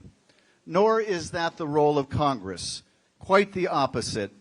Our role should be to defend the rule of law, not tear it down. We should be defending the principle that no one is above the law, not attempting to establish a new principle that if you are politically powerful enough, you get a pass. We should be defending the independence of the grand jury and the safety of a public servant enforcing the law, not adding to the dangers to both. The Manhattan District Attorney has the burden of proving Donald Trump guilty beyond a reasonable doubt. A jury of ordinary citizens will have the responsibility of determining whether he has met that burden. That this process will be the same for a former president as it would be for his lawyer or his driver or his doorman or his neighbor is the strength of a democracy, not its weakness. The first thing Chairman Jordan said today was that this hearing is about the administration of justice, but more accurately, it is about an effort to interfere with the administration of justice. He said that here in Manhattan, the scales of justice are being weighed down by politics, and they are, but only today. And by this committee's actions in trying to intimidate the Manhattan DA for having the audacity to believe that in America, being rich, being powerful, even being president of the United States, does not entitle you to violate the law with impunity. There was a time in America when both parties used to believe in the rule of law. But sadly, those days are over. One of America's two great political parties believes that political might makes right. And more than right, it means that you are beyond the reach of the law and beyond accountability. The more power, the less justice. But this is not democracy. This is the antithesis of democracy. I yield back. Gentleman yields back. The gentleman from Arizona is recognized for 5 minutes. Thank you, Mr. Chairman. I appreciate all of our witnesses being here today. Thank you for sharing your compelling stories. I would just say, Mr. Morgan, after hearing what you've heard today, I think you probably understand why it's real tough to sit down and have a logical, cogent argument on how we might jointly, with nonpartisan affiliation, try to solve some of these problems. What do you think? And talks about you guys, Republicans, about Trump. Hey, while Trump was in office, he's busy holding hearings trying to get him out for 4 years. So I don't think you have the right to say that you politicized when you were in power. You tried to get Trump out, you couldn't get him out. Let's face reality, you tried. The dossier was a fake, everything what it was. You tried to get him. He was sitting there laughing. That's very nice. And the other Democrats are telling us that we're all props for sitting here. Please don't talk down to us. It's really not nice. Thanks, Mr. Borg. Thank you. Thank you very much. So I wanted to just read some. These are not by a Republican. These aren't from Republican members of this committee. These are just comments here. This is what an individual said. I would add that, it's not so much from necessarily federal funding, but it's something that I do want to spend more time on and focus on, and use the pulpit representing the district in public safety. I think a lot of people walk around the city very scared right now, and the violent crime wave is very concerning. This individual also said, I think people are scared to go on the subway in the whole district. I've heard it from all over the place, from the wealthy areas in Tribeca, to Chinatown, to Borough Park, to Sunset Park. I think a lot of people are afraid. He also said, I'm very concerned about the safety in the city. He also said, I've been part of this community defending the victims and trying to protect the public for my whole career, and I think that those experiences resonate with people in different ways for different reasons, close quote. We cannot allow people to just continue to cycle through the system because it's demoralizing to the cops and it gives everyone a perception of danger. He also said, whether or not the data says that it's safe or not, there is a perception in the city that it is not safe, and one of the reasons for that is the perpetual recidivism that is going on, close quote. He also said, quote, you've got people randomly being shot on the subways. You've got people randomly being thrown into car trunks and driven to remote places and shot. There's an insecurity not felt in 25 years. It's scary to me and far away the number one issue, close quote. Doesn't come from anybody on this side of the aisle. It didn't even come from any of you at the table. It came from Mr. Goldman over there. We sit in his district. He knows that there's a crime problem. And we've been hearing about a study. Let me refer you to the heritage study that my colleague referred to, and I ask that it's without objection. Thank you. Quote, when you remove the crime-infested, homicide-riddled cities from the state murder rate featured in the Third Way study, which was co-authored by Mr. Kessler, you dramatically lower the murder rate for that state, upending their conclusions, his conclusions, and exposing the piece for what it really is, a straightforward attempt at political projection dressed up as a study. That's what you've been hearing about to rebut the stories and the facts of the lives of the victims and the witnesses and those who live in this city today. Mr. Holden, why won't your family take the subway, the mass transit system in this city?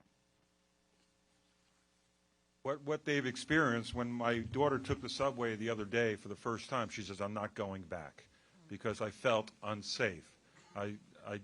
People talking to themselves, people screaming. It is terrible. And by the way, if you want to cherry pick numbers from the other side, and I'm a Democrat, but I'm against what I've heard about these stats. Downloaded from the NYPD this morning, 25% increase in all the 7 major crimes in New York City in a 2-year period. 26% in the 13-year period. For Manhattan North, Manhattan South, 59% increase in a 2-year period in the 7 major crimes, 17% in the 13-year period. For all of New York City, and this again is from NYPD, so cherry pick your own numbers, but this is overall. 45% increase in the 2-year period in crime in the 7 major crimes, and a 23% in the 13-year. So this is what we're facing, and this is what we go to work, and we fought so hard in the 90s to stop this crime wave that we had in New York City, and we did it. But now it's being rolled back to the bad old days. Yield back. I think the gentleman yields back. Let me just, before going to Mr. Cicilline, we've been at this 2 hours. The witness is fine. Because we'll keep going, but if you need a break, just please let us know. The gentleman from Rhode Island is recognized for 5 minutes. Mr. Chairman, I yield 30 seconds to Mr. Goldman from New York. I appreciate Mr. Bigg's reference to some of the concerns that we have about public safety, because it is something that is shared across the aisle. The problem is that you are using this as a political stunt unrelated to real concerns about public safety around this country. Manhattan has the 6th fewest murders out of the top 50 cities in this country. So we all know why you're here. So don't play the political games. You want to have a meaningful conversation? Let's talk. I yield back. I want to thank the witnesses for being here today and, of course, sharing some very painful stories about your loss. I want to start by emphasizing that keeping Americans safe is one of the most, if not the most important responsibilities that we have in government. It's one of our most important callings as lawmakers. And I was mayor of a city and presided over the lowest crime rate in 30 years, serving as a public safety commissioner. So I understand this very deeply. But my colleagues, sadly, are not here to meaningfully work on public safety solutions. This hearing was called for a purpose: to intimidate a district attorney for doing his job and upholding the rule of law. And you know how I know this? Because our colleagues consistently vote against laws that would increase public safety and ignore facts on what actually decreases crime. Gun violence is now the leading cause of death of children in America. And it kills 40,000 Americans a year. Be in order. And yet my colleagues... The gentleman suspend just for a second. I'd ask that the clock stop, yes, please. Clock stop. We'll be happy to do that. We need to stop the conversations over here. The gentleman...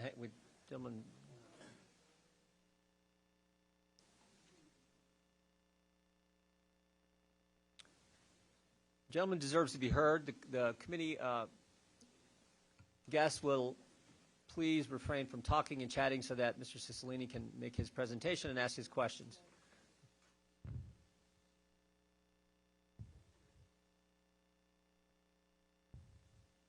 Gentleman is recognized. Thank you, Mr. Chairman. Gun violence is now the leading cause of death of children in America and kills 40,000 Americans a year. Yet my colleagues vote repeatedly against even the most common sense gun violence prevention measures. They vote against getting assault weapons off the streets, despite the previous assault weapons ban that drastically reduced gun violence. They vote against alerting people to active shooters. They vote against safe storage and red flag laws. They vote against community-based crime prevention programs. They vote against background checks. And the list goes on and on. And more than that, they brought us here today to attack a district attorney who has actually seen a decrease in violent crime during his tenure, all because he dared to hold Donald Trump accountable. So please spare me this suggestion that this is about a sincere interest in finding solutions to crime. This is about your agenda to earn the admiration and support and good wishes of the former President of the United States. But I, for one, would actually like to hear about some actual solutions to public safety, and particularly to gun violence in our communities. And that brings me to my first question. Ms. Fisher, how do our gun laws, or lack thereof, contribute to America's gun violence epidemic? And is the rate of gun violence in this country and the rate of gun death comparable in any other developed country in the world? Thank you, Representative. The gun violence rate in the United States is 26 times higher than every other high-income country. So we are comparatively a much more dangerous place to live. And though violent crime, and I strongly push forward that gun violence is violent crime and should be considered as a part of this hearing, violent crime is going down in New York City according to law enforcement's own data. However, we could be doing so much more to ensure that New Yorkers are protected and all Americans are protected by enacting comprehensive universal background checks, by having a licensing system and requiring a permit to purchase. We could also be banning the assault weapons that are most commonly used in mass shootings that are killing our children every day.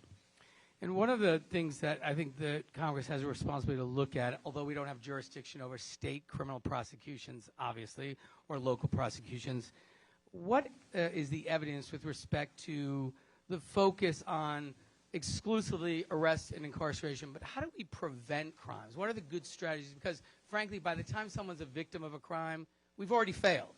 Our goal should be to prevent crime. So what does the evidence say with respect to those two different strategies? We need to be investing in prevention, largely because there's so many guns that are being trafficked from out of state. We need to be investing in our communities, and that's with resources towards community violence intervention strategies and prevention programs, including in schools, more trauma support for victims, more resources, better housing, all of those issues in terms of the inequities that are impacting especially impoverished Black and brown communities in this country and in this city need to be addressed as a public health crisis, and we need to be investing in prevention. Thank you. With that, I yield back, Mr. Chairman. Gentleman yields back. Gentleman, Ms. Tiffany is recognized for 5 minutes. Thank you, Mr. Chairman. Mr. DiGiacomo, would you rather have sympathy for the police, or would you rather have respect from elected leaders? Well, respect and sympathy. It's a very difficult time. In my 40 years now, this is probably the most difficult time in policing that I've ever seen. But, yeah, you know, respect is important, of course. Do soft-on-crime policies lead to less gun violence? I believe so, yes. So you believe going soft on crime is going to cause there to be less gun violence in your city? No, not less. Soft on crime is going to cause more gun violence. Okay, I'll state it this way then. Do soft on crime policies lead to more gun violence? Yes.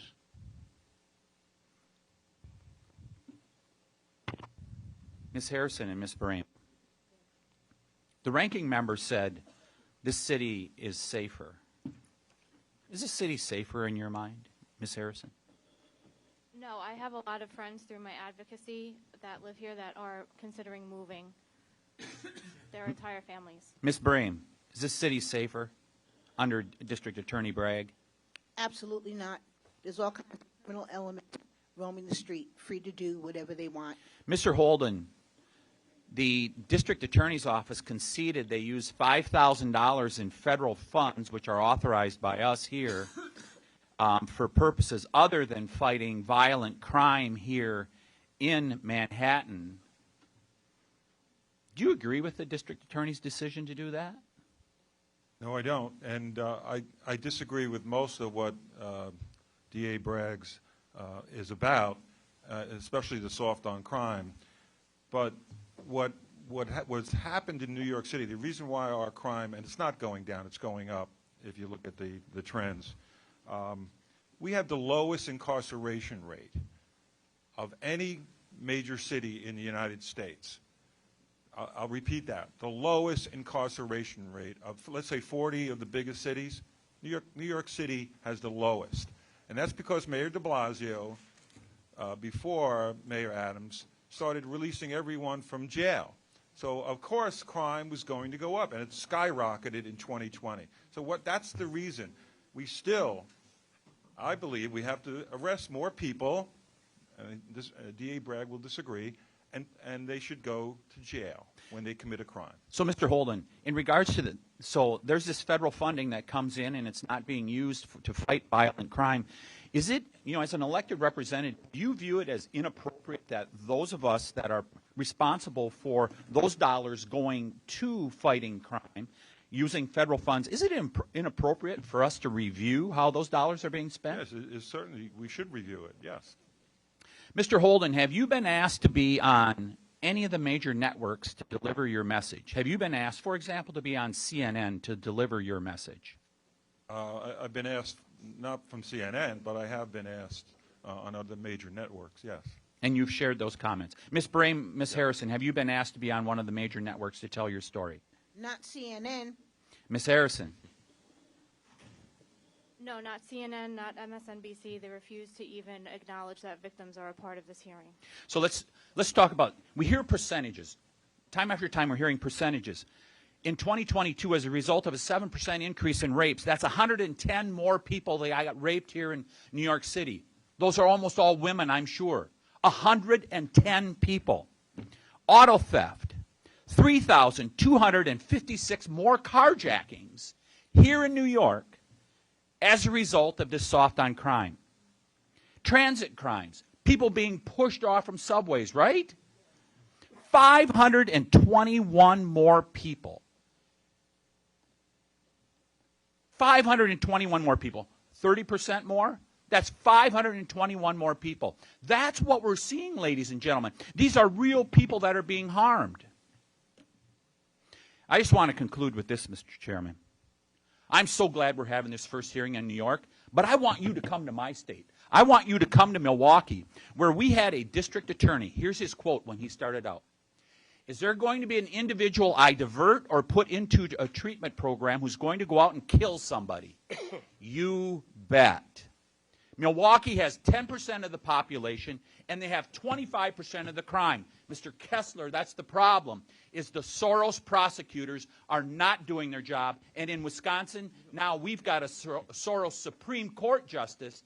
The people of Wisconsin better hang on, because violent crime is going to get worse. Come to Milwaukee, Mr. Chairman, for the next hearing.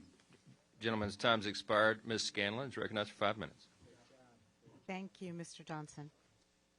Our constituents elect us to make their lives better. They send us to Washington to work on the issues that impact American families, whether it's health care, jobs, the cost of prescription drugs, infrastructure, clean air and water, climate rescue, and of course, safe communities and schools. But every day in Congress, we are seeing the right-wing extremists who control the House failing all of us, choosing publicity over progress, choosing politics over people, and choosing protecting the disgraced and now indicted former president rather than protecting our democracy. Today, at the urging of the former president and his lawyers, the chairman has dragged the entire House Judiciary Committee to New York, inserting the federal government into a purely state and local matter with no credible pretense of jurisdiction. And he's making the American taxpayer, and especially the New Yorkers, who he claims to be so concerned about, making those taxpayers pay for this foolishness. This isn't governance. It's not working for the American people. It's grandstanding. It's a stunt. Just look at all the cameras here. And every second of it is preventing us from being able to do the real work that the people who elected us expect us to do in Congress. To our witnesses here today who've shared their pain and trauma in being victims of crime and violence, I am so sorry for the impact that has had on you and your families. Anyone listening to you has to be moved by what you've experienced. And I applaud your courage in trying to take that pain and move to change things going forward. But I fear that you have been re-victimized by this hearing, because this hearing is not going to provide that change. It's not a serious effort to make our communities safer. Our Republican colleagues aren't in New York City to prevent crime. They're here to protect someone who's been charged with committing crimes. And how do we know that? Look at the time, place, and manner of this hearing. We know that the timing isn't a coincidence, because as soon as it became obvious that the Manhattan District Attorney was getting ready to charge Mr. Trump with crimes, Mr. Trump's lawyers sent a letter to the chairman telling him to use the full powers of Congress to go after the Manhattan DA. We know that the place is important because the choice of place for this hearing isn't a coincidence. It's about protecting Mr. Trump because it's being held in the city where Mr. Trump was indicted and arrested just 2 weeks ago. If this hearing were focused on fighting crime, as several people have mentioned, there are other jurisdictions that have much higher rates of crime. And as to the manner of this hearing, we know that it's about protecting Mr. Trump because it's being led by the disgraced former president's closest allies, the ones who benefit the most if he can beat the criminal charges here in New York, or if they can intimidate the Manhattan DA or the other prosecutors across the country who are investigating other alleged crimes. Crime prevention is a serious topic, and it deserves serious discussion, but that's not what this hearing is about. Instead, we're seeing a circus, a performance by partisan politicians who've hitched their wagons to the Trump train. So I and my colleagues refuse to sit idly by while families across this country, from Alabama to Louisville to Nashville to Uvalde to Buffalo to Boulder, while they're mourning the loss of their loved ones to gun violence. We stand ready to pass legislation to address the serious issues facing all Americans if our Republican colleagues will let us. Now, Ms. Fisher, you and several others have mentioned the iron pipeline, the route through which many of the crime guns in states like New York and Pennsylvania are acquired. Just last year, the ATF intercepted 400 illegal guns from southern states that were being sent to my community in Philadelphia. Can you speak to the impact of lax gun laws in states that lack more specific gun laws, the impact that it has on gun violence is in cities like New York and Pennsylvania, Philadelphia? Absolutely. Thank you, Representative. Because traffickers are able to easily and illegally obtain guns in states with weak gun laws like Florida or Georgia or the Carolinas, they are able to easily purchase lots of guns and traffic them into neighborhoods that have been disproportionately impacted by structural and systemic inequities for decades. And we're talking about vulnerable communities that are already lacking in access to resources. And because of that, those guns are being used in crimes, and also because gun carrying is more likely when people feel afraid and they're feeling more powerful. Gentlelady's time has expired. Mr. Chairman, I would just seek unanimous consent to enter into the record a report entitled Uncovering the Truth About Pennsylvania Crime Guns. Without objection. Thank you. Gentleman from Texas. Mr. Chairman, I'm sorry. They keep addressing us, the victims, who are here to testify and make change. We're here to effectuate change, and then not allowing us to comment at all. Harrison. I'm sure Mr. Gooden will give you a chance to respond. The time belongs now to Mr. Gooden. Thank you. Thank you. And Ms. Brame, I heard you saying how disrespectful this was. I share your concerns. We're going to come back to you, but I'd first like to yield to the chairman. Oh, that's fine. I'll yield. Go to Ms. Harrison. You know, Ms. Brame, I'm disgusted with what I'm seeing. This is a serious event. We've called you all in here to share your experience. We've been called jackbooted thugs by the opposing party for having this hearing. It's been called foolishness. I don't believe your stories are foolish. We've heard from the congressman that represents this district just 6 months ago who said, quote, "You've got people randomly being shot on the subways. You've got people randomly being thrown into car trunks and driven to remote places and shot. There's an insecurity not felt here in 25 years," end quote. If the local congressman is saying that, then I don't believe you all are crazy for saying the same things. And I thank you all for being here. Ms. Brame, you've shared so much, and we thank you. Is there any further comments you'd like to have? We hear all the talk about the former president from the other side, but this is not a political hearing, despite claims from the other side, and I give you the floor. The only people I hear talking about politics or President Trump is from the other side. I don't hear no one, I don't hear any of these victims, I don't hear anyone else talking about President Trump except from the people from the other side. From the other side of where? The other side of the moon, the other side of the world, the other side. Whatever that is. Let me tell you something. Victims can care less about anyone's political ideology or party. Neither do criminals. They don't go up to a person and ask them if they're a Democrat or a Republican before they bust them in the head, okay? Or before they push them in front of a train. Or before they stab them to death. These are real life people that we're dealing with. We pay you guys. Our tax dollars pay you. You work for us. We do not work for you. Committee will be in order. Committee will be in order. Belongs to the gentleman from Texas. Ms. Brame, I want to thank you again. And while the other side wants you to stop talking, I hope you'll continue well after today. And thank you. I'll yield the balance of my time to the chairman. Well, I was just going to say, Ms. Harrison, are you grandstanding?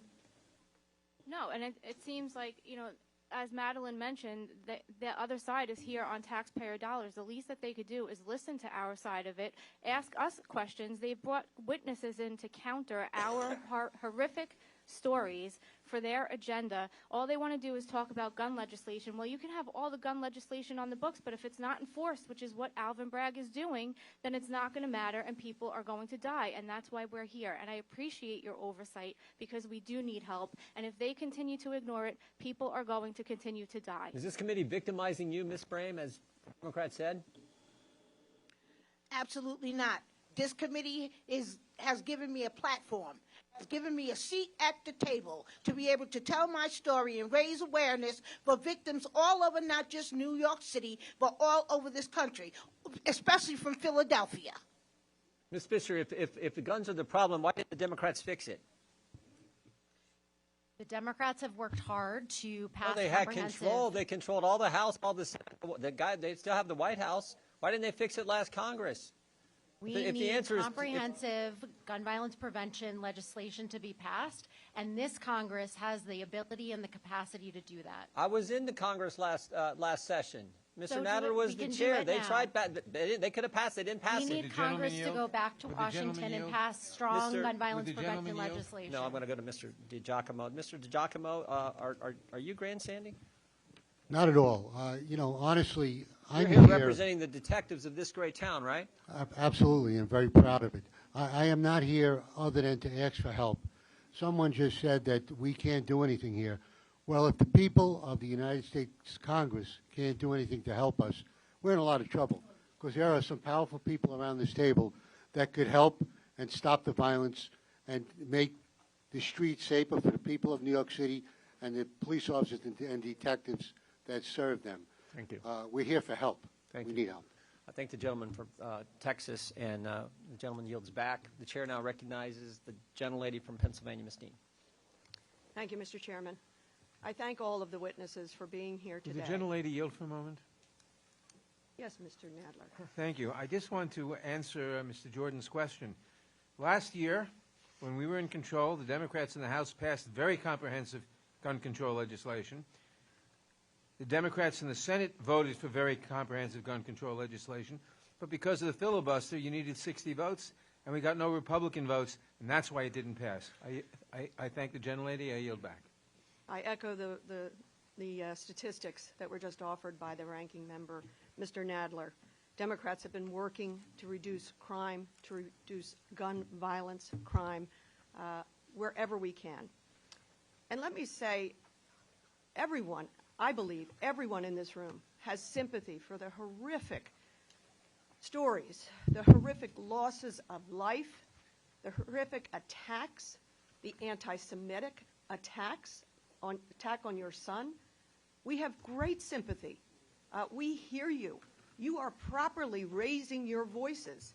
Don't let anything that we have to say indicate that we don't think you should be lifting your voices. But there is an underlying sham going on here. I know you don't like to hear it. Your voices are important, but two things can be true at the same time. We are not properly here. It is not our jurisdiction to oversee or to interfere with an independent district attorney's office. We are not properly here. This is not our jurisdiction. I wish None of us are that, asking you to excuse me, interfere. Gentlelady controls the time. It is proper that you raise your voices, but it is hypocritical that we are here. If this committee wants to do something about violence in this country, about the horrific losses of life, do something. Work on legislation with us. This weekend, 2 more mass shootings. Is that calling your attention? Are you up in arms to say what in God's name can we do to reduce the slaughter of our children? Your children? Our children? It's the 3rd Monday of April, and so far this year, more than 5,000 people have been killed by gun violence. Another 9,200 caught in the crossfire. Nearly 500 children and teenagers have died because of rampant gun violence. We know that number of families devastated and lives forever altered is even larger. And we're only in the 4th month. None of this is new. Hearing after hearing, one Congress to the next, the numbers keep repeating themselves. More than 200 people a day shot. 40,000 people a year killed by guns. We know all this. Facts are supposed to influence action. Horrifying facts are supposed to elicit a response.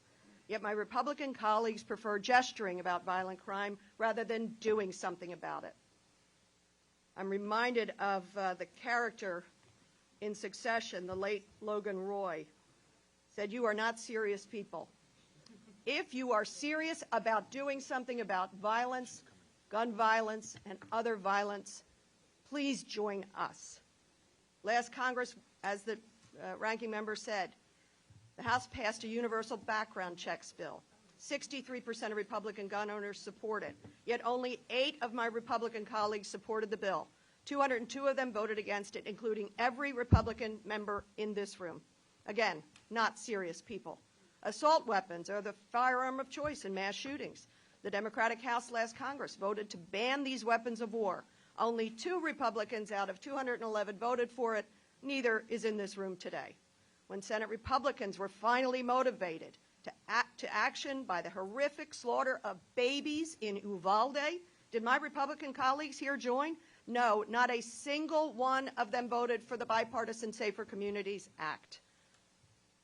Make no mistake, if the concern about addressing violent crime addressed by my Republican colleagues was genuine, they would have acted. There'd be more for us to be talking with you about here.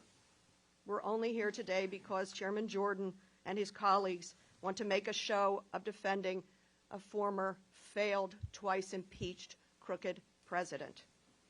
This is not serious. Violent crime is a grave national issue. It demands serious consideration by legislators who want to make a difference and to save lives. That is reserved for us. I yield the remainder of my time to Mr. Goodman.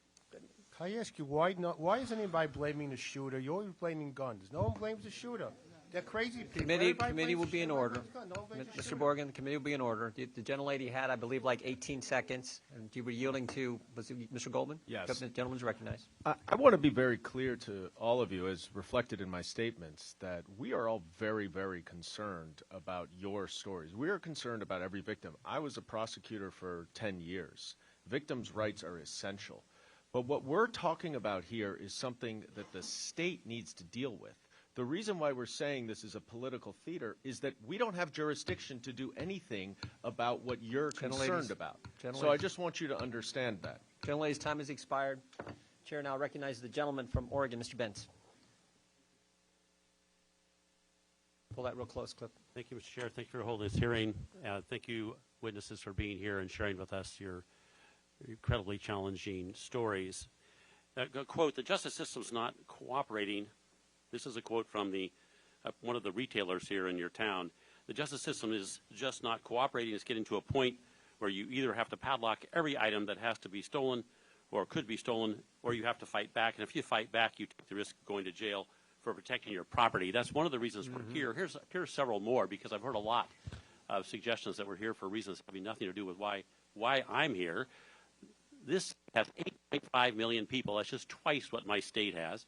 It has 58 million people within 250 miles. It is 4 million larger than our next largest city, which would be LA. It has a GDP of $1.56 trillion. This is an asset we should be doing everything to protect, and particularly the people within it. Mr. Holden, drawing your attention to the next to last paragraph in your testimony, it appears that you believe that we in Congress can actually do something. You actually talk about what we might do. And so I would like you just to elaborate just a bit so that people aren't thinking that we're just here for show. We can actually do something. Can you go to that next to last paragraph and share your thoughts? Yes. When the public is not being protected, when we fear for our safety day in and day out, we lose our freedom. And if Congress can't do something, then I don't think anyone can. You can do this with funding. You can do this with certainly federal attorneys jumping in, prosecutors. There's a lot of things I think Congress can do. I'm here because, and as a Democrat, I don't agree with a lot of my party's stances on things, but and I'm more of an independent person. But I've been on 6 years in the city council, and they've never held a hearing on victims' rights. They hold hearings on criminal rights and how they're not being treated properly. And I get that. That's important to have. But what about victims' rights? 6 years on the city council, on the public safety committee, not one hearing. Mr. Hold on, I'll interrupt if I may. I'm going to stick with you, though, because you also say in your letter, and this is in response to Ranking Member Nadler's questions about percentages in crime reduction, but you note in your testimony about cherry picking of statistics. So I want you to talk about that for just a second. You note that it's easy to twist these numbers around, and I'm kind of reminded about something that was said a little earlier, that it's easy to focus on percentages, but we should be focusing on the real numbers, as Mr. Tiffany pointed out, the thousands when we talk about percentages as though it's meaningless. Tell me what you say in your letter. That's a real thing, because I have businesses, and I have one individual owns 4 gas stations in my district, and he's from Southeast Asia. He's an immigrant. He is living the American dream until recently, until 2019, when the bail reform package went through the state. He says a good day for me and my 4 gas stations when I'm not held up. We consider it a good day. He's losing $2,000 or $3,000 a day in the 4 gas stations with petty theft and being held up. It's a serious issue, and we fought to get crime. We had 17 straight years in New York City of crime reduction up until 2019, when they pushed the bail reform and discovery through the state.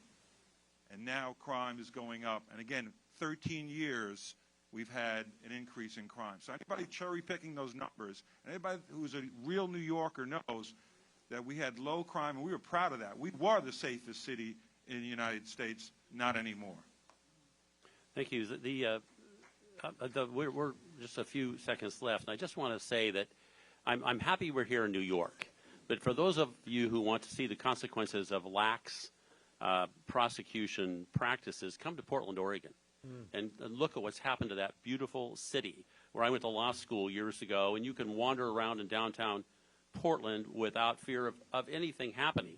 The restaurants were great. The cultural scene was great.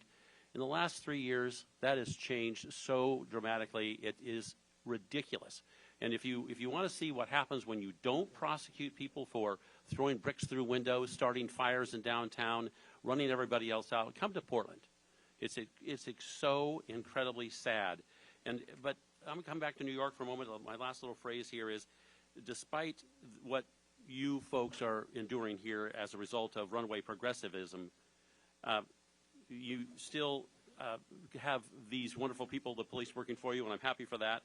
But I tell you, as I sit here and listen to Democrat politicians use rampant crime and violence to justify more restrictions on possession of firearms, I must say, please, let's turn our attention to the good things we can do in Congress. And with that, I thank you all and yield back. Gentleman yields back. Thank the gentleman. Gentleman from Maryland, Mr. Ivey, is recognized for 5 minutes.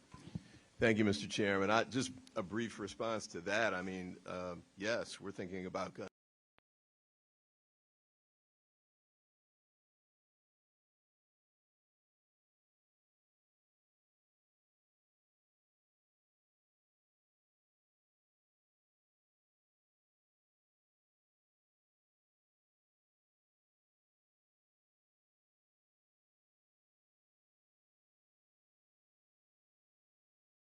Prosecutor for 12 years, 4 as a federal prosecutor, 8 as a local prosecutor in Maryland, which is kind of the birthplace of the victims' rights movement.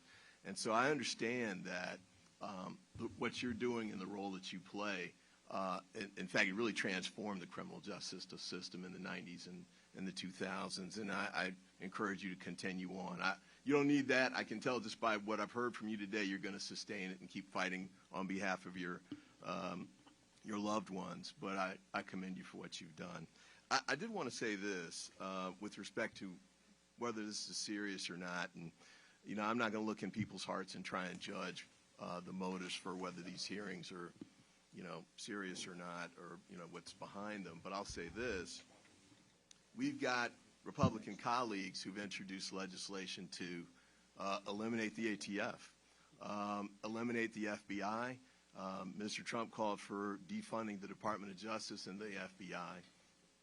As a former federal prosecutor, I can tell you that if you get rid of those three agencies, there's no federal mechanism or arm to actually prosecute violent crime at the federal level. That means terrorism, that means gangs, that means multi-state issues. The big takedown of the Sinaloa cartel on Friday, I think was the reason we were able to do that was because we had a strong federal government that was able to cross federal lines and international lines and complete those prosecutions. So I certainly oppose to defund the federal law enforcement arms that we've had discussions about.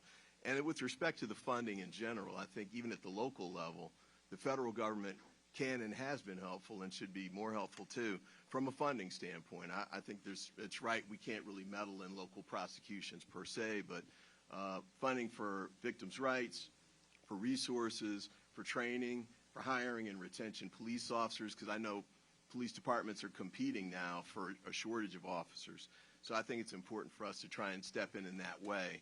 But I would encourage my colleagues on the other side to speak about the specific types of proposals they would put forward at the federal level to address the local crime issues that you're talking about here today, because I haven't heard any so far.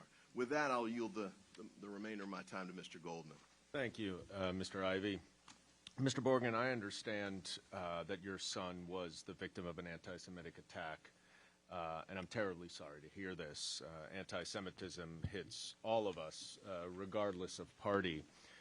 And now that we have recently learned that George Santos, who not only remains in Congress but is announcing his re-election campaign today, is not actually Jewish, the ranking member and I are the only Jewish members from the entire state of New York. And we are deeply concerned about anti-Semitism in New York, which has increased more than 400% in the past 8 years. Now, today we've already heard two members of the majority reference what one called the Sorosization of the criminal justice system, which is, of course, a reference to George Soros, a Holocaust survivor who lived the American dream. Many more have said the same. My constituents are very concerned that these smears related to Mr. Soros-supported prosecutors are anti-Semitic. Do you believe they're anti-Semitic? Well, here's my answer to that. I know Soros is Jewish. He can't be anti-Semitic. I can't believe that, especially... No, what people say when they use Soros. Soros' politics, he's just a liberal, lefty politician. I don't think it has nothing to do with what his beliefs are. What he wants to create, whatever he wants to create, it's his business. All right. I appreciate that. But I don't have a lot of time, and I'm sorry. I think Mark Levine, who just got elected from Lower Manhattan, got a petition signed with 29 signatures protesting this conference. I don't know if you're aware of it. Can I just reclaim my time, because I only have 20 seconds, and I want to mention that when I was walking in here today, there was a man outside with a sign, and I would just like to hold this sign up. You saw it, right? There's a Star of David with $2 signs and Soros. Would you say that's anti-Semitic? That's 100% anti-Semitic, and it's disgusting. Right. It's disgusting. I yield back my time. Gentleman yields back. The chair now recognizes the gentleman from Virginia, Mr. Klein. Thank you, Mr. Chairman. I want to echo the comments from Mr. Holden. Your allegiance is to your constituents. Each one of us is here because of our constituents. Our allegiance is to our constituents as well. My constituents live in the Shenandoah Valley of Virginia. Feels about as far away from New York City sometimes as you can get. The floor that I was on in my hotel last night was taller than any building in my entire home county, Botetourt County. But our hearts are with the people of New York City. Our hearts are with the victims of these crimes that are being committed against the people of New York City. And every crime has a victim, and every And it's not just about numbers. It's about real people, as Mr. Tiffany was saying. And we are hearing some of those stories, and I want to thank you all for being brave to come here and share your stories with us. We're grateful to you. But my constituents are scared because they're watching what's happening in New York City, and they know that the Shenandoah Valley, if they adopt the wrong policies, if they elect the wrong prosecutors, their lives could turn for the worse, and their cities and counties could be full of crime as well. And the policies that have been adopted in New York City are policies that were just adopted in Virginia when Democrats took over the House and Senate and the governor's mansion between 2019 and 2021. They abolished parole, or they reversed policies that were put in place in 1995 that abolished parole, instituted mandatory minimum sentences, and presumptions against bail. Those are all gone now. And we're worried, quite frankly, in Virginia because we see the impact of those policies here in New York, along with the falling apart of what I consider to be a three-legged stool when it comes to the fight against crime. You need three legs of a stool. You need police who are going to arrest, you need prosecutors who are going to prosecute, and you need judges who are going to put people in jail. And here in New York, you don't have those three legs. I'll let you decide how many legs you have and how strong those are. But when you get rid of the policies that, like a presumption against bail that we got rid of in Virginia, like the bail policies that you have here, the ending of cash bail here in New York City, it's like termites eating away at that stool. So no matter how strong you have in terms of your mayor, who's a former police chief, or your police chief now, if you lose those legs, or if you have the stool being eaten away, you see the spike in crime that's happened. And we have a spike in crime here in New York City. 1,500 rapes, up 7%, robberies up 26%, felony assaults up 13%, burglaries up 23%, grand larcenies up 26%, auto thefts up 32%, all accounting for a 23% increase in major crimes in just the last year. So we do have you have a problem in New York, one that we're afraid could spread to other places like my area of Virginia. You know, we talked about the use of taxpayer dollars, and Ms. Brame, you talked about the lack of services that you received. And so we inquired about how many taxpayer dollars go to New York City and to Alvin Bragg's office. The DA's office receives $204,730 in federal grant money during the current award period from the Department of Justice's Justice Assistance Grant Program, which is subgranted to the City of New York, goes toward addressing violent and other felony crimes in our jurisdiction. More interestingly, and more to your point, the DA's office received $583,111 in federal grant money yearly this past year from the Victims of Crime Victim and Witness Assistance Grant Program, which is subgranted through the New York State Office of Victim Services. Use of these funds is to be used to provide information to victims and their families related to the prosecution of cases and assisting victims with understanding the criminal justice system. Over $500,000 sitting in Alvin Bragg's office to help people like you. Do you feel like you got help from Alvin Bragg as the case was going forward? No, I received no help from his office. Me and my family, we were treated like garbage. You know, I can't describe it any more than, you know, what I have already. You know, it was the most horrific experience that I've ever experienced. It was just bad. Were you alerted when the plea deals were cut for two of those offenders? Were you alerted to those plea deals when they were cut? No. Were you allowed to put a victim's statement into Not record? for Mary Saunders. Not upon her sentencing. For Travis Stewart, I did, and for the other two. But they dismissed those gang assault and those murder indictments behind my back. That's abhorrent and did not do justice to you or to the son that you lost. And Not at we all. apologize. Not at all. I yield back. Gentleman yields back. Before recognizing the gentleman from New York, I see we're joined by one of our other colleagues, the gentlelady from here in New York City, Staten Island, Ms. Malitakas. Thank you for joining us and for your concern about what's happening here. We now recognize, pursuant to the agreement reached with Mr. Nadler's staff, the gentleman from New York for 2.5 minutes. Thank you, Mr. Chairman. Again, and thank you, Mr. Johnson, for giving me some previous time. I want to continue my previous statement.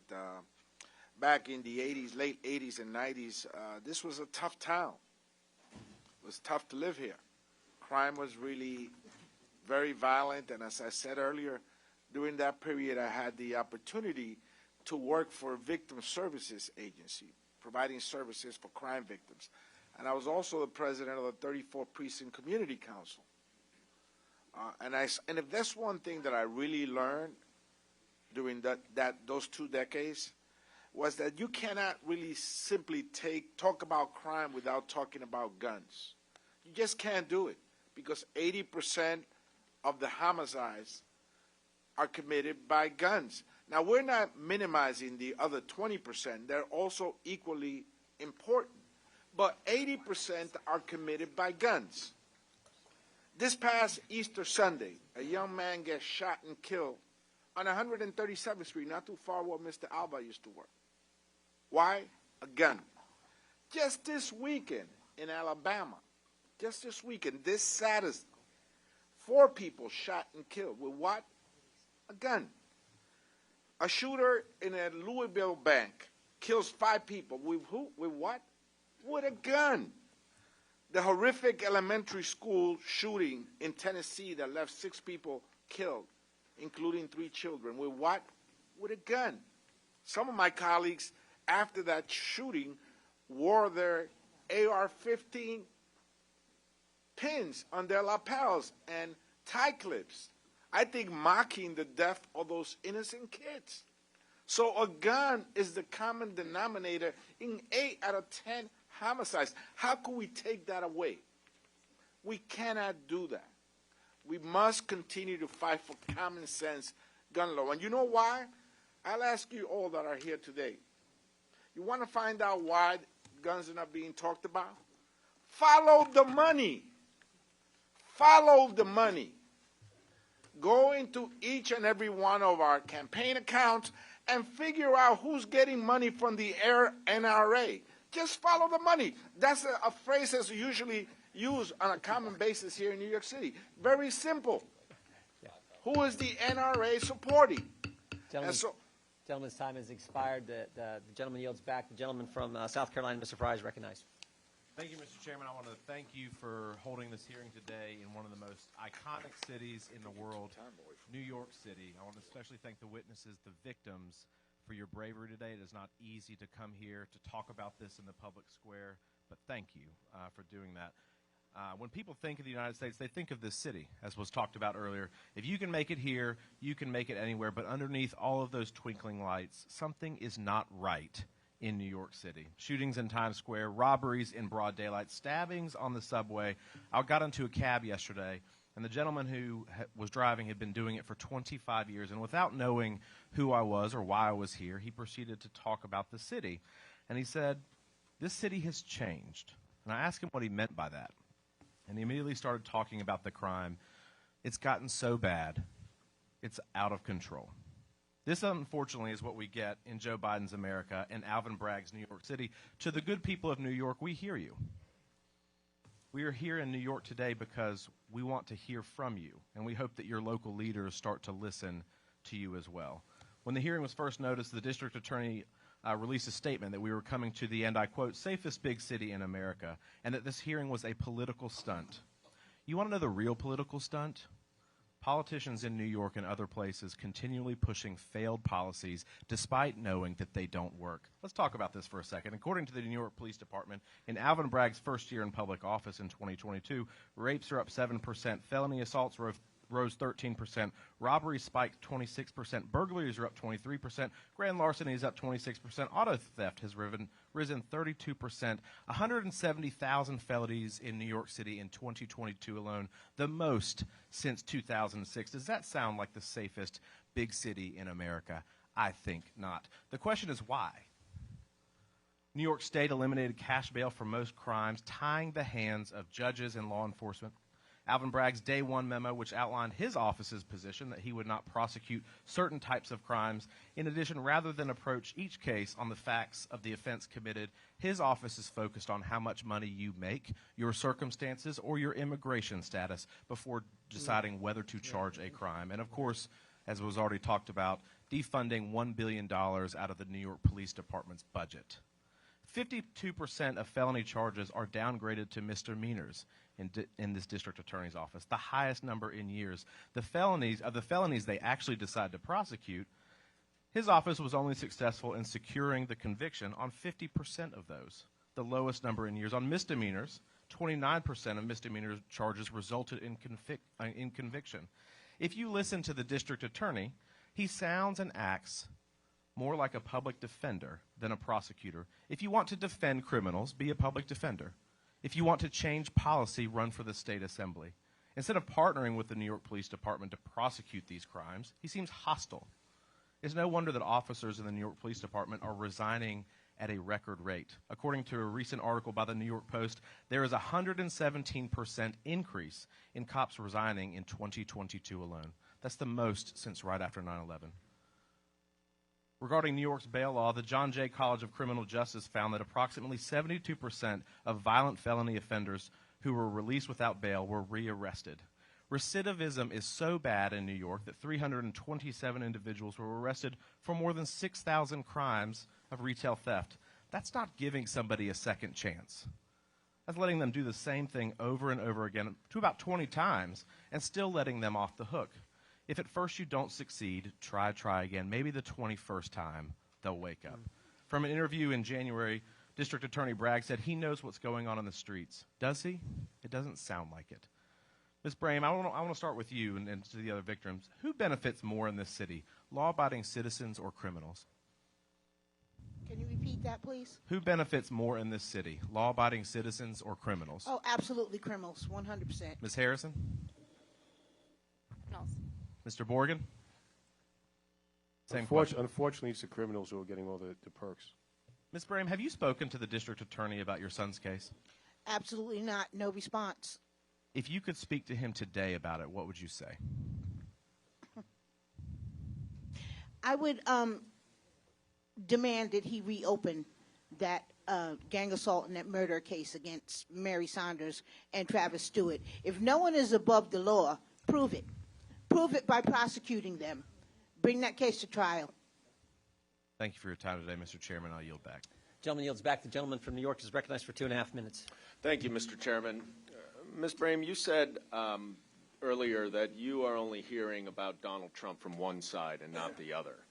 But I want to tell you that that's very, very intentional, because they know that they are using taxpayer money to defend a private citizen in his own criminal investigation, and that is an abuse of their power. The day before this investigation began, public reporting revealed that Donald Trump and his legal team directed House Republicans to initiate an investigation into Alvin Bragg. And they're now scrambling to justify this investigation with after-the-fact explanations, including the preposterous explanation that he spent $5,000 of federal money on this years-long investigation. They have spent many multiples of that amount of money on this hearing alone in order to hold it in Manhattan. Now, I've asked the chairman and other members of House leadership to tell the American public what kind of collusion they have been doing with Donald Trump to use the power of this committee and of this Congress to interfere in this prosecution. They have thus far refused. But we will learn about that collusion, because the Manhattan District Attorney has a lawsuit against the chairman, and they will be able to compel disclosure of the communication and coordination as part of that lawsuit. But that's why we are here, and that's what we want to emphasize to you. And we're not insulting you. Your experiences are devastating. But the problem is that this is a charade to cover up for an abuse of power, that they are going around talking incessantly outside of this hearing about Donald Trump. And the purpose of this hearing is to cover up for what they know to be an inappropriate investigation. Now, I look forward, many of you are in New York City. Please? No, not right now, because I only have 20 seconds. I'm sorry. But I do want to Don't insult my intelligence. You're not. Hang on. The gentleman's time. I'm not Okay, insulting your you're intelligence. trying to insult me like I'm not aware of what's going on here. Thank you. Okay? Time I'm belongs to fully aware of what's going on here. Gentleman will suspend. Gentleman gets another 15 seconds. Thank you. That's why I walked away from the plantation of the Democratic Party. Committee will be in order. Ms. Brame, what I was about to say is that as a representative of this city, I look forward to working with you, with Ms. Harrison, Mr. Holden, Mr. Borgen, all of you who are involved and engaged in our criminal justice system, because, as I said and my colleagues have referenced, we do have a problem not only in New York City but around the country. So hopefully we can work together to reach real solutions, not charades like this. Gentlelady from New York, Ms. Stefanik, is recognized for 5 minutes. As a native New Yorker, born and bred, I think it's important to note that many of the Democrats on this committee have smeared brave victims and fellow New Yorkers here today, calling them props, a circus, a performance, MAGA Broadway pops, and an underlying sham. What have Republicans focused on? We've focused on giving victims a voice. We've focused on crimes. We've focused on your story as a father, visiting your son at the hospital, seeing his face beaten in with an anti-Semitic hate crime. We're focused, Ms. Brame, on your story as a mother, grieving the loss, rightfully grieving the loss, and advocating on behalf of your son and his legacy. Ms. Harrison, we heard your story about losing your loved one. And Mr. Alba, we heard your story, just the personal challenges you've faced dealing with the consequences of the vicious crime perpetrated against you. And in addition to House Democrats belittling the victims here today, Democrats have politicized this hearing, mentioning Donald Trump 38 times. That number for Republicans is 0. We are focused on victims and making sure that we support law and order in this country. There is a catastrophic crime crisis across America, specifically in our great cities and great cities like New York.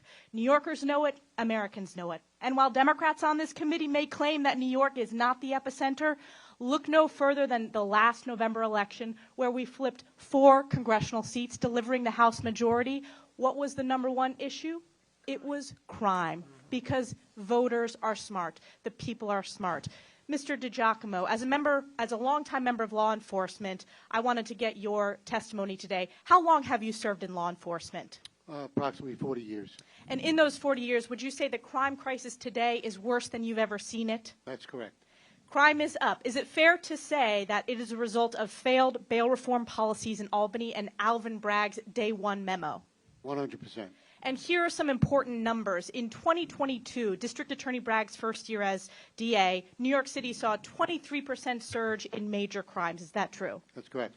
From 2019 to 2022, murders are up 93%. That's correct. From 2019 to 2022, robberies are up 43%. Correct. Felony assaults are up 32%. Correct. And it's fair to say that law enforcement strongly opposed Bragg's Day 1 memo and failed bail reform policies in Albany. 100%.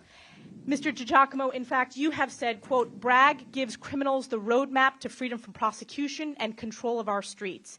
In Bragg's Manhattan, you can arrest, deal drugs, obstruct arrest, and even carry a gun to get away with it. Can you please expound about why law enforcement opposes Alvin Bragg's Day 1 policy and opposes failed bail reform? Well, because, again, every time a detective or a police officer puts himself or herself in harm's way, arresting a felon or anyone for any crime, they're released immediately with no consequences. Mr. Borgen, as a family member of a victim of a heinous violent crime, your son, as you talked about, was a victim of a violent anti-Semitic hate crime committed at a pro-Israel event. Your son was jumped, beaten, and sprayed with mace. In fact, and I think it's important for the American people and my colleagues across the aisle to hear this, your son describes this as, a whole crowd of people proceeded to kick me, punch me, beat me down. I felt a liquid being poured on my face, and at first I thought I was getting urinated on, but it turned out I was getting maced and pepper sprayed. My face was on fire. That pain was worse than the concussion and all this other stuff that followed. And yet the attacker said, if I could do it again, I would do it again. And yet, District Attorney Alvin Bragg gave him a sweetheart deal. What is your message to District Attorney Alvin Bragg? Well, the man is incompetent, obviously, in the big scheme of things. But unfortunately, you know, our hands are tied. He can come to us. He offered him other deals. My son did not accept them. Right now, the court case is pending and different deals are passing on from back and forth. But, you know, between me and you, I lost faith in the justice system with Alvin Bragg. I don't feel anything's going to get done. Like in the other cases also, her son's attackers walking around scot-free like nothing happened. It's a disgrace. And I just want to say something, Mr. Ivey, I compliment you. You're the only one who sat here on the Democratic side, didn't bring up Donald Trump. And you're a mensch. You talk straight. You didn't look to make partisan politics here. I want to compliment you. Ms. Harrison, what's your message to Alvin Bragg? I'm a walking example of not ever being whole 18 years after losing a loved one under horrific circumstances and not seeing justice. My life will never, ever be complete without Kevin, and knowing that the murderers' families are walking free, spending Christmases and Easters with their family is it's beyond comprehension. So I hope that he will pay attention to what's happening here today and realize the effect that he's having on survivors of homicide victims for the rest of their lives. Thank you to the victims for the bravery sharing your stories. Thank you to our former law enforcement officers for your leadership. Yield back. Gentlelady yields back just to the witnesses. Now we'll just be on this side. I think the Democrats have all went. It's about 40 more minutes. If you got to step out, just please let us know. But we want every member to get a chance to talk to you. If you need to step out, please just excuse yourself. And Capitol Police, make sure you know where you're going out there. With that, I yield to the gentleman from 5 minutes to the gentleman from Texas, Mr. Roy. I thank the chairman. Much has been made about why we are in New York City. In a memorable moment shortly before he was elected, former Mayor Rudolph Giuliani told an editorial board meeting he cared about statistics, but the real measure would be whether people actually feel safer. That, he said, was the ultimate test of policing and political leadership. He said that in 1993 when New York was averaging 2,000 murders a year. By 2013, it was down to 333 due to the strong support of law enforcement and the anti-crime policies adopted by the city. Got down to 288 by 2018, but now it is back up to the mid-400s. I think this is the question, is whether or not you feel safe. And the question I'd ask of Ms. Brame, Ms. Harrison, others, do you feel safe in New York City right now? No. Yeah. Mr. Alba, do you feel safe in New York City?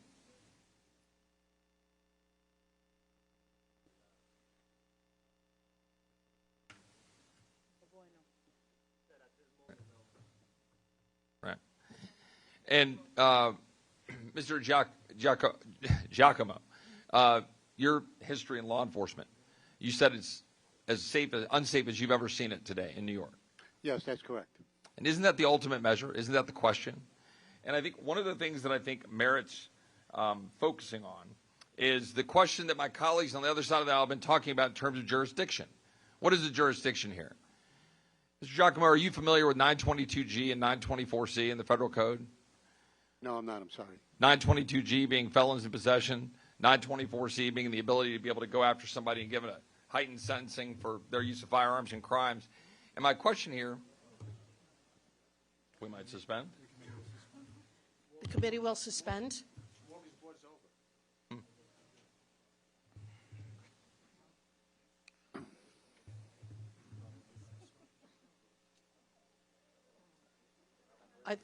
The gentleman is recognized to continue.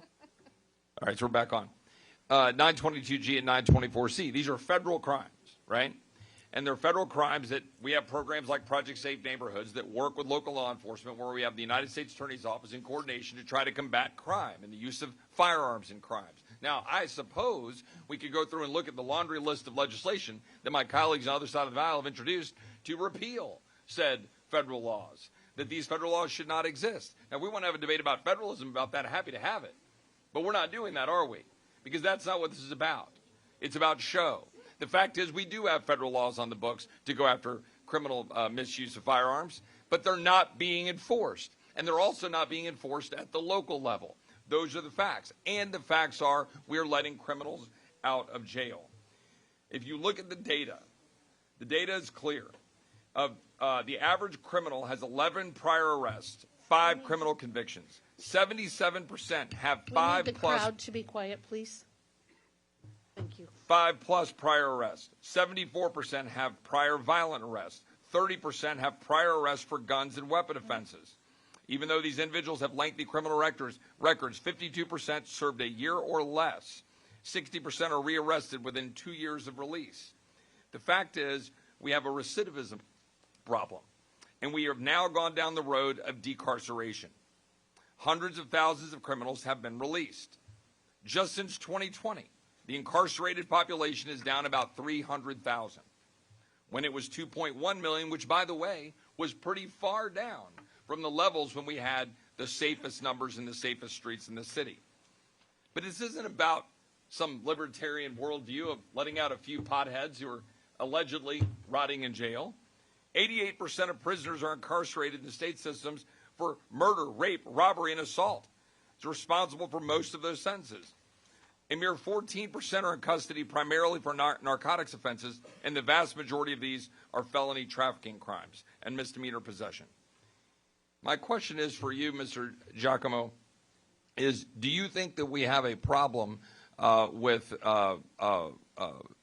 the gun issue, or do you think we have a problem with letting criminals out on the streets? Well, the criminals are being let out at an alarming rate. And I just want to make it clear here that the guns, I'm speaking for New York City, the guns that are being used here in New York City are illegal guns. Yeah.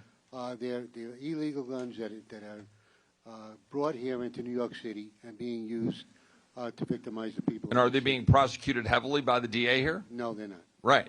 And isn't that the problem? That is a major problem. And are they being prosecuted in coordination with the United States Attorney's Office using 922G and 924C to prosecute it? Not that I'm aware of, no. Right. And isn't that fundamentally the problem? Correct.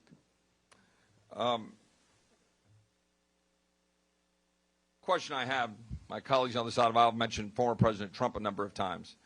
I would just ask, was it former President Trump, Ms. Brame, that killed your son? No. Ms. Harrison, was it former President Trump that killed your loved ones? No. Was it former President Trump that stabbed Mr. Alba? Was it former President Trump that prosecuted Mr. Alba and prosecuted him for defending himself? No. I yield back. The chair recognizes the representative from Texas, Mr. Niels. Thank you, Chairwoman. All right. Check, check.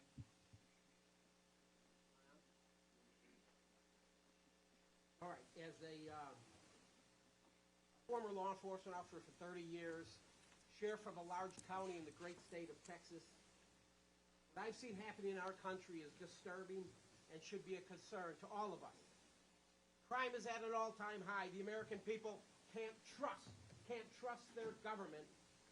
And the left wants to defund the police because law enforcement shootings where police acted inappropriately, those officers were rightly charged and sentenced.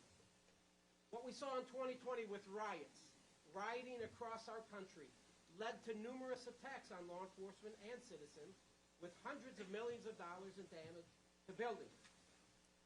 The left will rally their troops. They'll rally them. They'll get them all together in the name of social justice.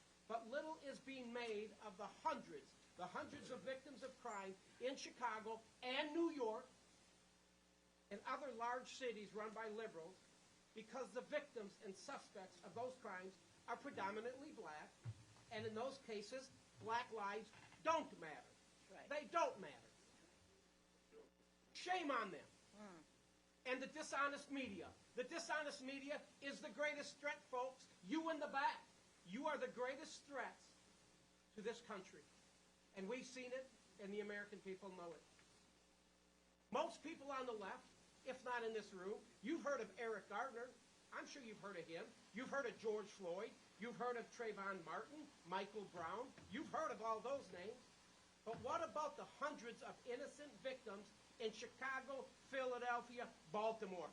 You'll never hear their names. You'll never hear them named. Shameful. If you've watched the news lately, it's no shocker. Alvin Bragg likes to prosecute. He's even a fan of increasing misdemeanors to felonies for certain individuals he don't like.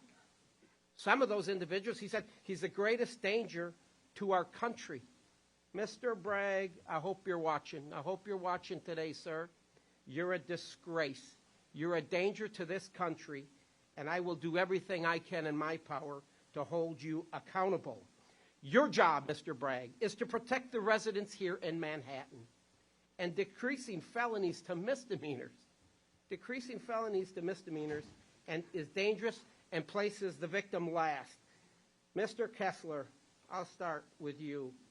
You work for Senator Schumer and other members on crime policy. That's great. So I want to get your perspective on this Day One memo. You're familiar? You familiar with this? I am not. You're not familiar with this Day One memo, and you come here today? I should provide you a copy. According to the Manhattan DA, the aim of the Day One memo is to reduce Manhattan's over-incarceration issue and to deliver safety and fairness for all. And so I ask you, you're not familiar with the memo. The Day One memo stated the DA's office will not prosecute minor offenses that, quote, have no impact on public safety, end quote. So let's talk about some of the things Alvin Bragg considers minor offenses. Resisting arrest. Can you tell me how not prosecuting this makes New York safer? Resisting arrest. I'd have to see. We're not going to prosecute it in New York. We're not going to do it. We're not going to do it. Did you ever ask law enforcement? Mr. Giangelo, how do you feel about that? How do your law enforcement officers feel about not prosecuting resisting arrest? They weren't happy about it. That's well, you wonder why 1,400 officers left New York PD in 2022. Why in the hell would you work here? I'd go out into the suburbs where you can go out there and fight crime and be respected. You're not getting that in these large cities such as Manhattan. You want to defund NYPD $1 billion in 2020, and you wonder why we are in the state of emergency we are in.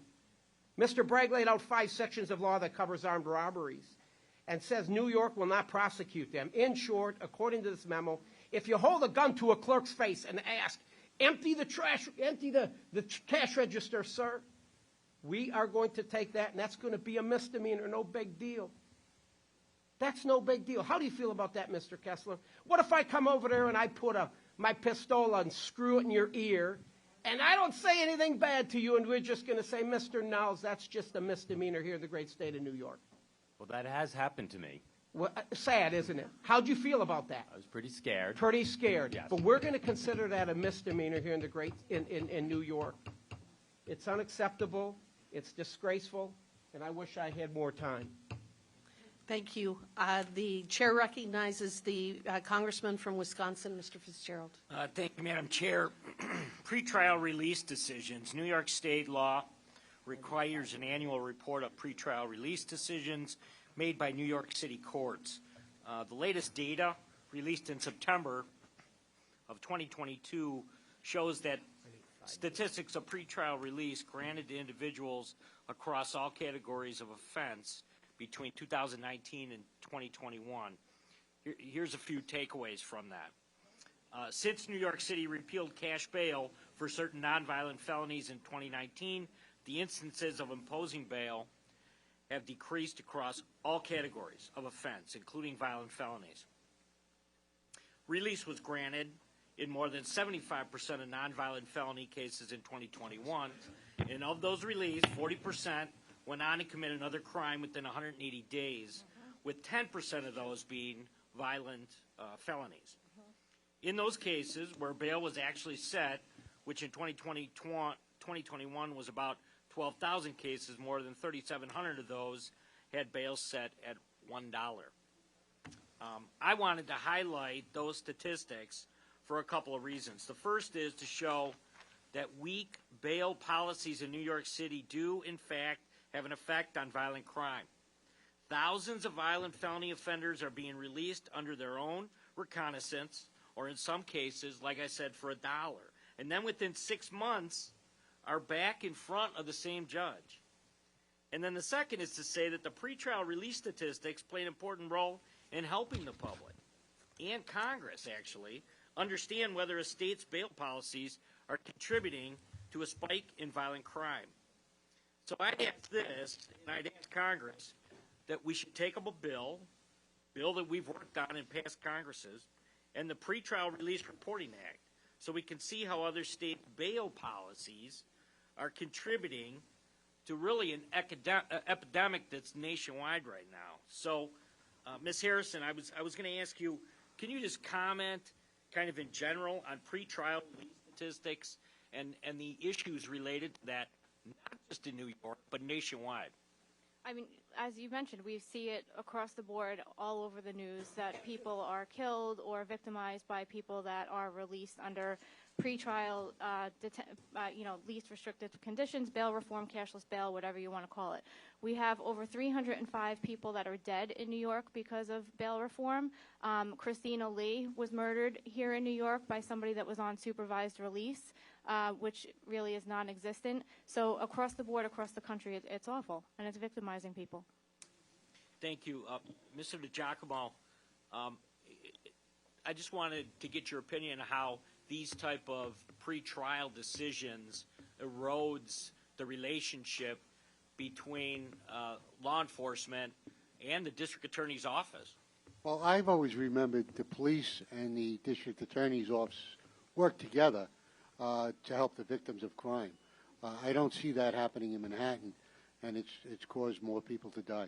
It's got to be disheartening for officers on the street to go out, do their job on a daily basis, make the arrests, do the right thing, put their lives at stake, and then find out on the back end that the DA didn't follow through on either prosecuting or, at the end of the day, kind of a slap in the face when you find out that they were released on a $1 decision? Well, absolutely. And like I said earlier, every time you engage the criminal element, you're putting your life in harm's way. Very good. Thank you. Yeah, I think. Yep. I yield to the gentleman from Texas. Thank you. When I think of victims of crime, being a sheriff, having to deal with it pretty much all my life, and I think about an individual having to protect himself. And when you have some type of a knucklehead, we got one over here on this poster board, Mr. Alba, you have to deal with this. This guy's in your face. You felt scared, didn't you? Did you feel this guy was going to possibly kill you, maybe cause serious bodily injury, if not death? Then you have a right. You have a right as an American citizen to use deadly force, sir, and eliminate that threat. You have a right to do that. Everybody in this room would agree with that, wouldn't you? I mean, when Will is the gentleman it okay yield in for America? 1 minute? For a second, sir? Will you yield over here?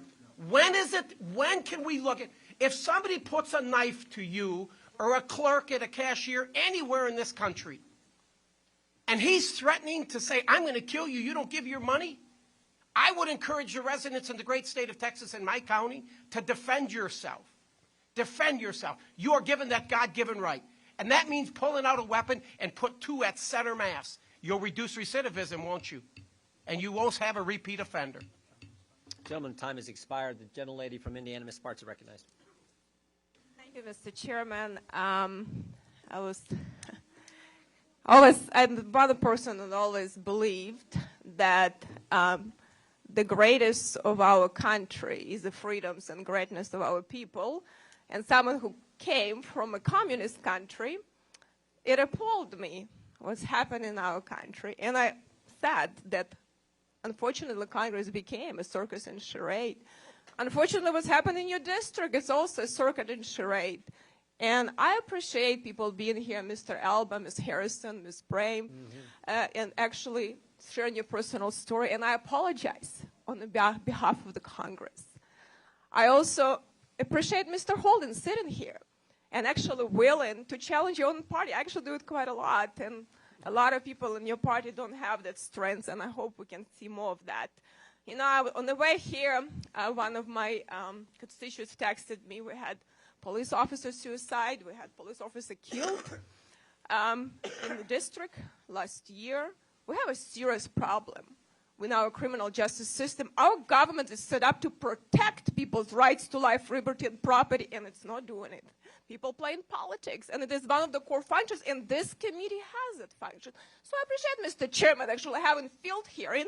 I actually appreciate my Democrat colleagues showed up this time, because I hope we'll do more. Because the city of Indianapolis has higher murder rates than the city of Chicago, and we have a Democrat prosecutor. He's not enforcing the crime, the laws. And what the problem is what we have right now, and I actually agree with Mr. Goldman and Lofgren about jurisdiction. It's a challenge. I want to hear what we can do, what we shouldn't be doing, and I hope we will have more discussion about jurisdiction because we're overreaching significantly on the states' rights. And a former state senator, I have a huge problem with that. I also agree with, at least appreciate Mr. Ivey said, you know what, it's all about gun control. At least he's honest, okay? Not like do all these talking points. Like I was listening to TV this morning. They already say, oh, committee came about talking about all the break. I honestly don't give about him. I actually care what is happening in this country. And I think it's important for us to hear from we the people because people are not heard in D.C. There is no lobby for the people in Washington, D.C. So hopefully you start being more active in that. I also think, Mr. Aspiad said, follow the money. I actually would like to follow the money. Why we're not dealing with hospital monopolies that Chuck Schumer is supporting so much? Why we're not dealing with a border situation that all those NGOs get money, who knows what the hell they're doing with that, and why we have the crises with all the situation. But I want to try to ask you, if we want to find common ground, I actually, on the criminal justice subcommittee, tried to pass some laws on a bipartisan basis. But is there any in your party except gun control? I know that Ms. Fisher, you mentioned about, the safe storage and everything. I just don't see anything how I am and my kids are going to be safer if I lock up my guns. I just feel, actually, as a female, I feel not as safe. And I don't know how long overwhelmed police officers will take them now to get to help us. So I think it's really strange for me. We try to take, protection from law-abiding citizens and believe that criminals are not going to get guns. I mean, there is anything else except gun control. Maybe we should reform education and have some wraparound preventive services and have more competition in education that these kids actually taught some values. They don't have a 10% or 8% literacy rate that they have to get into gangs. Is there anything else you can say except gun control? So comprehensive solutions to reducing violence in New York City have actually been incredibly effective. And that's why if I set the record straight, because we've been talking a lot about statistics, the NYPD's own data has shown that shootings are down in the first quarter, 19%. Homicides are down 9%. Okay, Mr. Kessler, my question for you. You've been talking a lot about trafficking and, I'm going to be talking about child trafficking, human trafficking, drug trafficking, and the border cartels actually doing what this gun violence associated with them. Can we find common ground on that? Let me try to... I mean, is cartel not a problem? Can you tell me the trafficking of guns done by Mexican cartels that now is subsidized with taxpayers' money, is it not a problem? Can we find a common ground on that? Perhaps if I... But let's talk about that. I mean, why cannot we talk about that? If I could just have 30 seconds to Okay. answer. Well, I don't have 30 seconds, but... Back in the Wayback Machine, I helped with Chuck Schumer, worked on the 1994 crime bill, which I know not everybody loves, but one of the things about that crime, it was huge, it was comprehensive, it was one of the things that brought down crime in this country, but one of the most important things about that crime bill, Schumer gets a lot of credit for it, Henry Hyde, the Republican ranking member, worked on it closely with Schumer too. It was a bipartisan effort, and solutions was taken from both sides.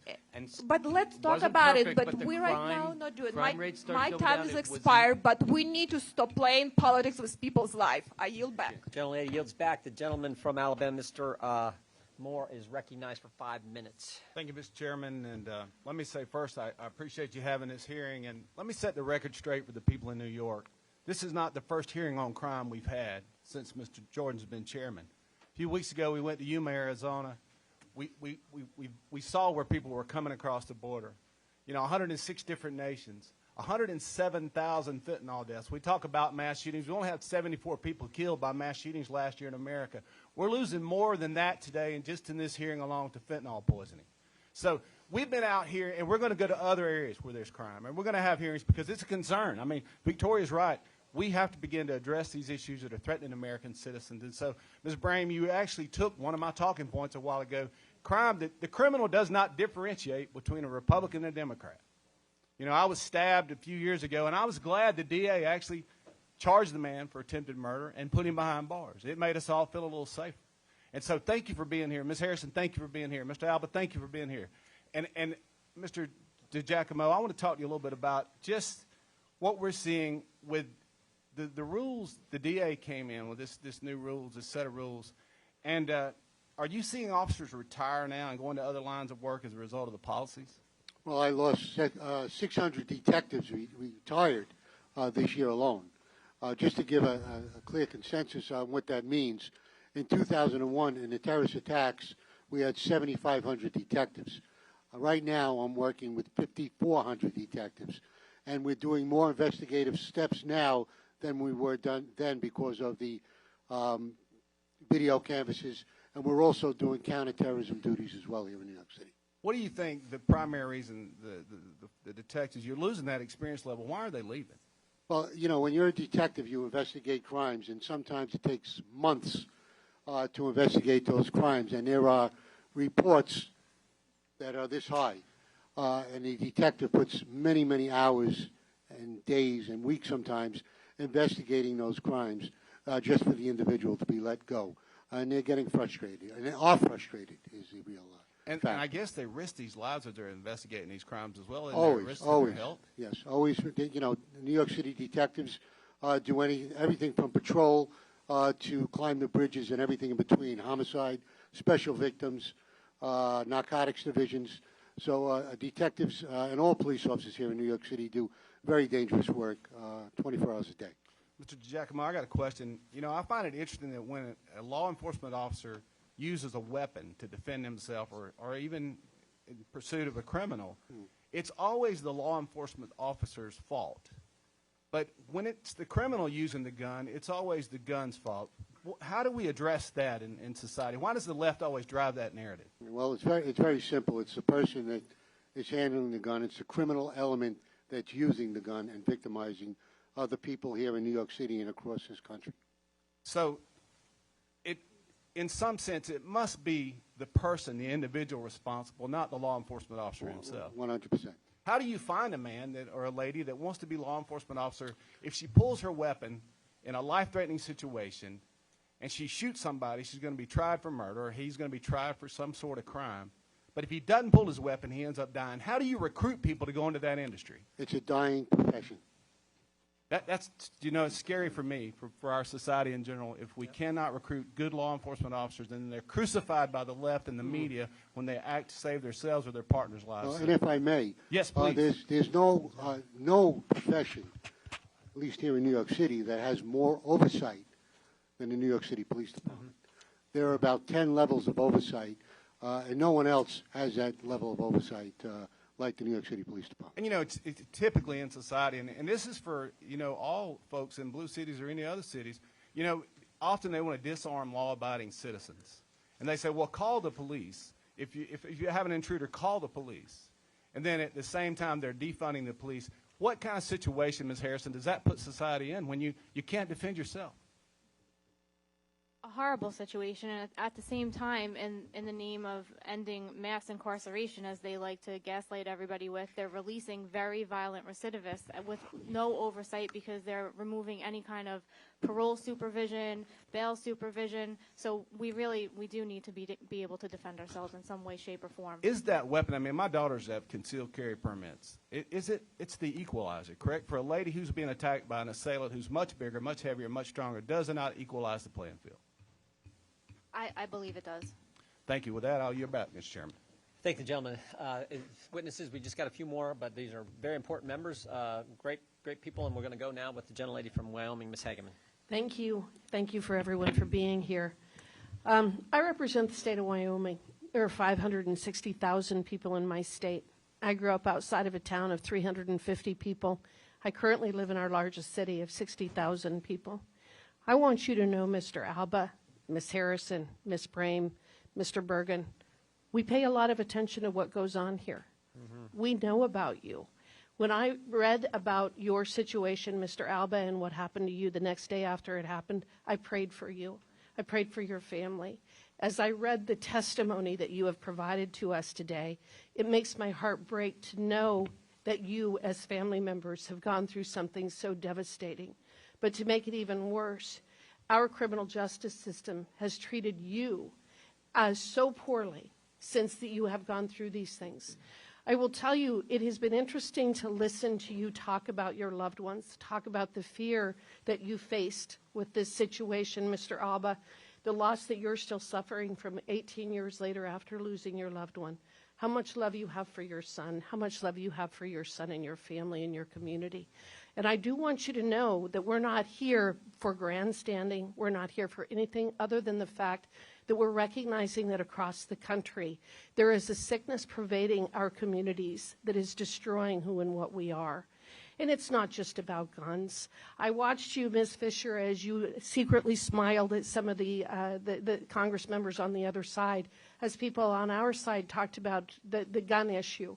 I understand you believe that it is an inanimate object that somehow can create or cause the mass shootings, that it's not the individual. One of the things that has struck me today is that as we talk about these mass shootings, nobody has talked about the drugs that these people were on. Nobody has talked about the psychology of this. We just had a woman shoot and kill 3 young children and 3 teachers, and yet no one has talked about what kind of drugs she may have been taking, what kind of psychosis she was suffering from. Clearly she was suffering from a psychosis. She claimed that she was a boy when she was a girl. We have to be looking at those kinds of things. It's not the guns. It's what we're teaching in school. It's the rot in our culture. It is the fact that we are losing our society because we're unwilling to recognize that there is evil, and when there's evil, we need to address it. When someone does something to your family members that is illegal, we need to take them off the streets. We don't need to try to figure out what may have happened in their background. If they've done something, if they've stabbed a beautiful young man as they did your son, they need to be taken off the street and they need to be punished. We need to protect our law-abiding citizens, and we need to protect our communities. We also need to protect our police officers. Mr. DeGiacomo, the thing that has struck me as I listened to the testimony is the fear that I have, and you were just speaking with it a moment ago with my colleague, Mr. Moore, about the impact that this is having on our law enforcement officers. And you said something that was extremely jarring, which is it's a dying profession. And what that means is we're heading toward anarchy and lawlessness. When I was driving in last night from the airport, what struck me as I drove down the streets of this city that I love, I've spent a lot of time in New York City. Coming from Wyoming, I love this city. But what I started seeing out the window was almost an Escape from New York feel. We don't want our big cities to die. We don't want to lose the culture that we have here. We in Wyoming love New York. We love Portland. We love Austin, Texas. We love these places. They're part of our culture and the fabric of our society. But we have to address the fact that there are people who are willing to kill and stab and hurt other people. And it is the responsibility of our law enforcement and our prosecutors to make sure that they can't hurt anyone else. With that, I want to tell you there have been many times today that you've been called victims, and I don't see you as victims. I see you as very, very brave people for being willing to come in here today and tell your story and make sure that everybody in this country knows your names and knows the names of your family members. With that, I yield back. Well said. Gentleman from Texas, Mr. Hunt, is recognized. I cannot thank you all enough for being here. Thank you for sharing your lives with us. Thank you for sharing your stories. I greatly appreciate it, and being from Texas, it's an honor to be in your presence. In the 90s, mid to late 90s, New York City was considered one of the safest cities in America. When I was at West Point from 2000 through 2004, I took that train down here many a day. Had a pretty good time in this city, and I felt relatively safe when I did just that. But while Alvin Bragg is a Manhattan district attorney, his policies are not isolated to this borough. His pro-criminal policies are just an example of what Soros-funded district attorneys are implementing across our great nation. Their ideology is responsible for the death, rape, and robbery of innocent people across America, and it is disproportionately impacting poor black and brown people. In Democrat-run cities across America, criminals are given deference and victims are left to fend for themselves, as you have articulated today. Why do these Soros-funded district attorneys put criminals first and victims last? It's what they believe. It's who they are. Our cities are crumbling around us. Criminals are running rampant, and that's because district attorneys in San Francisco, Los Angeles, Chicago, and even my home city of Houston are advocating for pro-criminal policies. And Alvin Bragg fits this profile in my humble opinion. Let's talk about Alvin Bragg. He's a woke, progressive district attorney with no different than any other progressive DA in our country right now. He was elected as a Manhattan DA in 2021. His policies should not be surprising, given that he was heavily supported by Black Lives Matter PAC that was directly funded by George Soros. In fact, George Soros donated $1 million to that PAC less than a week after endorsing Bragg. Under the guise of helping people of color, he causes them more harm with his pro-criminal policies. Since Bragg has taken office, New York City residents are worried about increasing threats of violence. Do you know who doesn't have to worry about violence? Alvin Bragg. Bragg is surrounded by men with guns every single day. But if you're a regular New Yorker coming home late at night on the subway, you may be robbed, stabbed, raped, or even pushed in front of a train. Do you know what the fastest growing demographic of gun ownership is in America? Black women. Black women. Why? Because they know they have to protect themselves in Democrat-run cities where criminals are allowed to roam free. That is a fact. Now, many of my colleagues on the left like to say that our justice system is two-tiered, that it favors the powerful and connected at the expense of poor people of color. But in Bragg's office, there's a two-tier justice system. It's criminals first and victims second, especially victims of color. We have an opportunity to vote out DAs just like this, to make people that look like me and you, ma'am, safer. Let me take it one step further. Not just people that look like you and me. Every single American that lives in this country should feel safe to live in their own streets. End of discussion. I'm sitting here right now, and I'm hearing Trump, Trump, Trump, Trump, Trump, Trump, Trump. And at the end of the day, the people that are sitting here right now, they don't want to hear that. The only thing you want is safety. We are not grandstanding. I am not grandstanding. I can assure you I would love to be holding my 4-month-old boy right now. But I am here to fight for you and to hear your stories and to allow you to tell your stories. And for that, I am forever grateful. And ma'am, you ain't the only one that's actually left the plantation. It's happening all over the country. And with that, I yield back. Thank you. Gentleman yields back. Mr. Kiley is recognized for 5 minutes. Thank you, Mr. Chair. In recent years, we have seen a movement to fundamentally change America's approach to law and order by defunding police departments and by putting so-called progressive prosecutors in district attorneys' offices. Mr. DiGiacomo, you were the head of the New York Detectives Endowment Association. What connection do you see between these two things, defund the police and progressive prosecutors? Well, they're following the progressive line and not backing the police, not caring about the victims, and putting the criminal element back out onto the street to victimize the people of this city and state and country.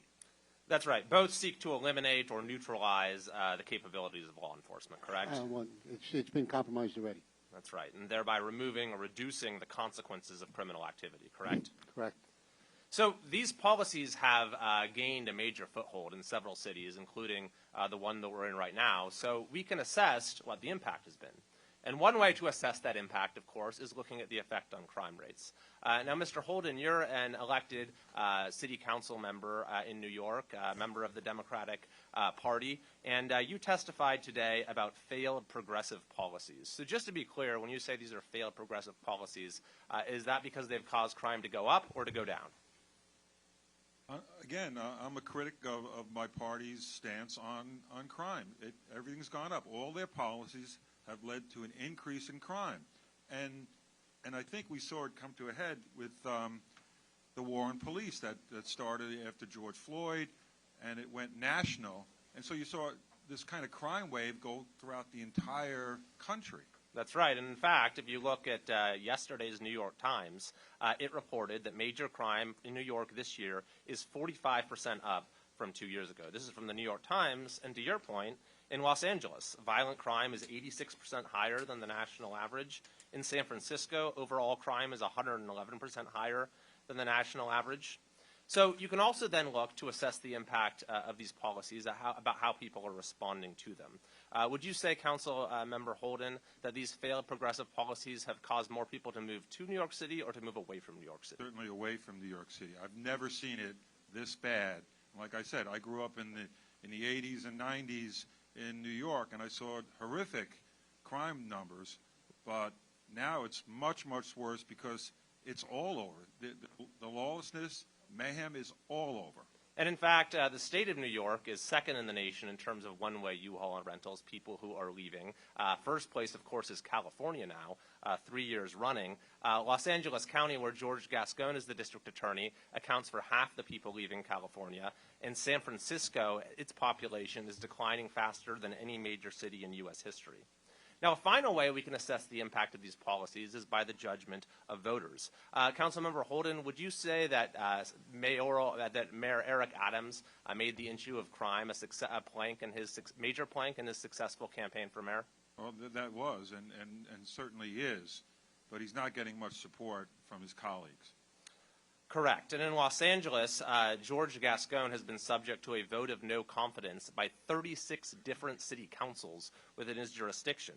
And San Francisco voters went so far as to recall their progressive prosecutor from office overwhelmingly. Now, this is not a red city. The Trump-Pence ticket got 12% in San Francisco, and yet voters overwhelmingly recalled that progressive prosecutor. And so the verdict is very clear, that these policies have led to crime skyrocketing, to people fleeing, and they're being rejected by voters. And yet today, on the other side of the table, we have by and large saw members of Congress standing by those policies. And for folks who are watching, and for that matter, the victims and the families who are here today, it must be disheartening. But I'd say it's actually not as bleak as it sounds, that in fact the voices that we have heard today on the other side are not representative. And for proof of that, just look what happened in D.C. after the city council there passed a reckless crime bill.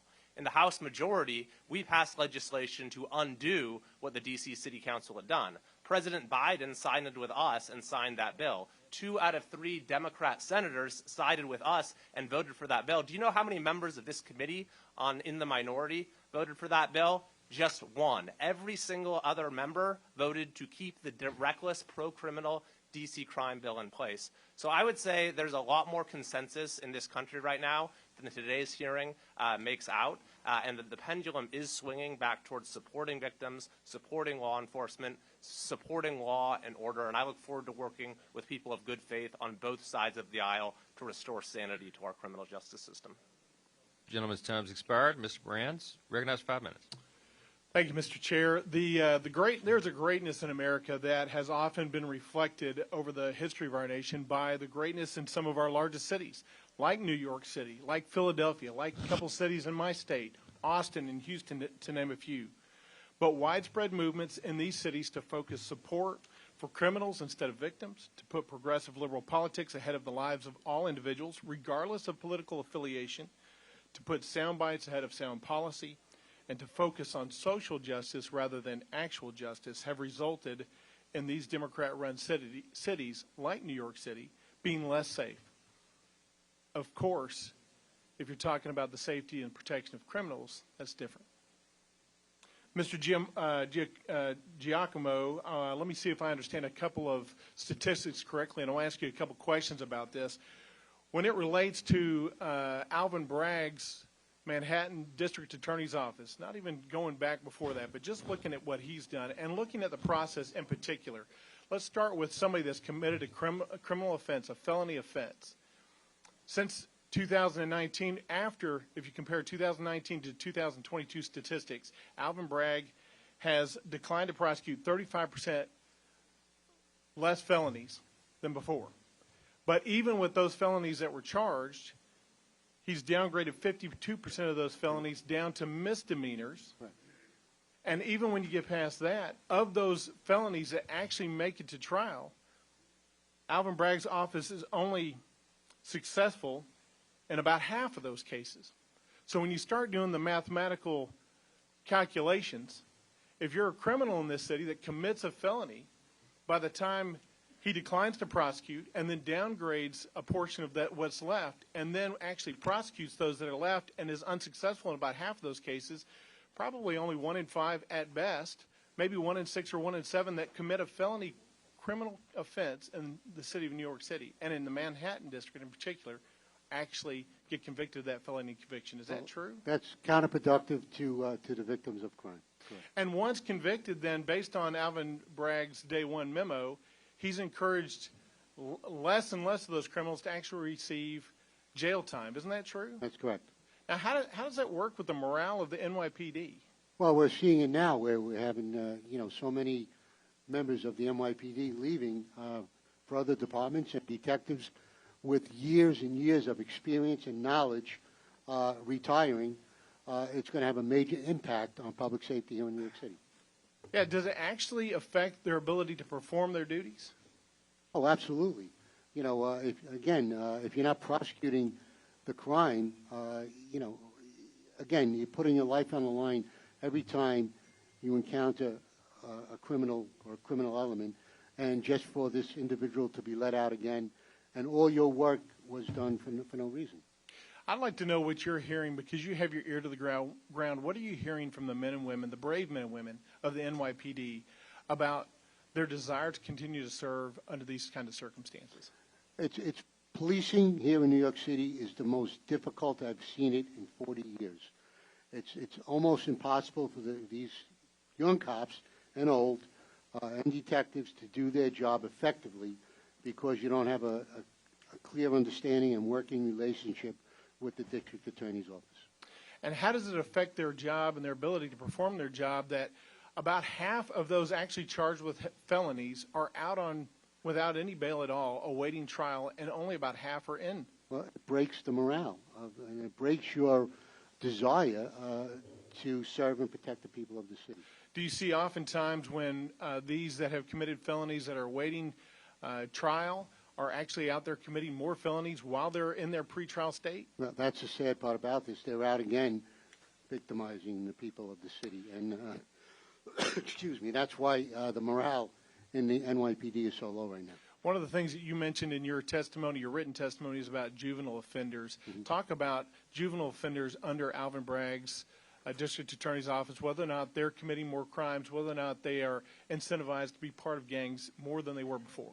Well, it used to be 2% of the crimes in New York City. It's now double digits. And they're committing more crimes, carrying more firearms, because they know there are no consequences. Yeah, and these are the illegal firearms that we've been talking about so Correct. much that Alvin Bragg's office has decided not to prosecute under existing law. Is that true? That's correct. All right. Thank you for your time. I yield back.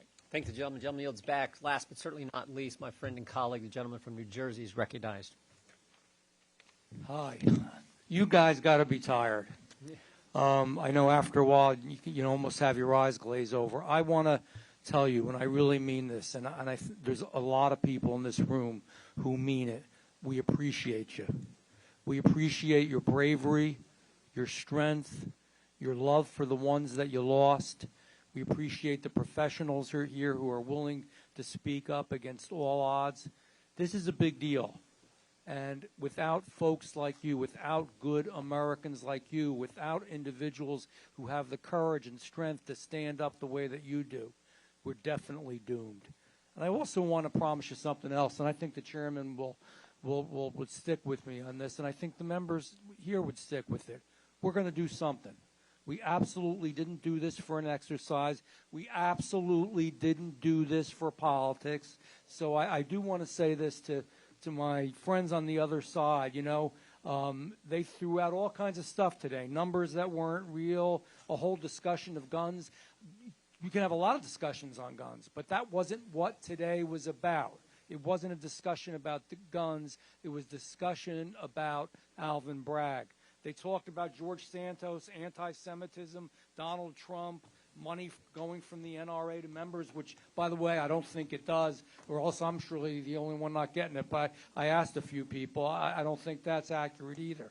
That's an old political trick, just so that you all who are sitting here at this table know you put the shiny object up here. The shiny object is Donald Trump. So hopefully you hope that you all and that we all get so focused on his issues and get drawn into that. I don't give a damn about his issues right now. We'll deal with his issues, and they're important issues, at another time. I care about your issues. We care about your issues. They should care about your issues, not all this other crap they threw out there. And I'm sorry, I'm a little rough around the edges sometimes, but I'm just telling you the truth. It's about time we hear the truth, and that's what the truth is. And the truth is this. I did write some things down, too, that crime rates in our biggest cities have risen to staggering levels. You know, when you say the crime rate or what's really going on, you can't just talk about somebody who is actually was going to be prosecuted but was released. That's why these numbers look down, because we're releasing everybody. We're not putting them in jail. Bad people should go in jail. That's where they belong. They shouldn't be out so they can hurt your wives, your children, your mothers, your fathers, your grandfathers.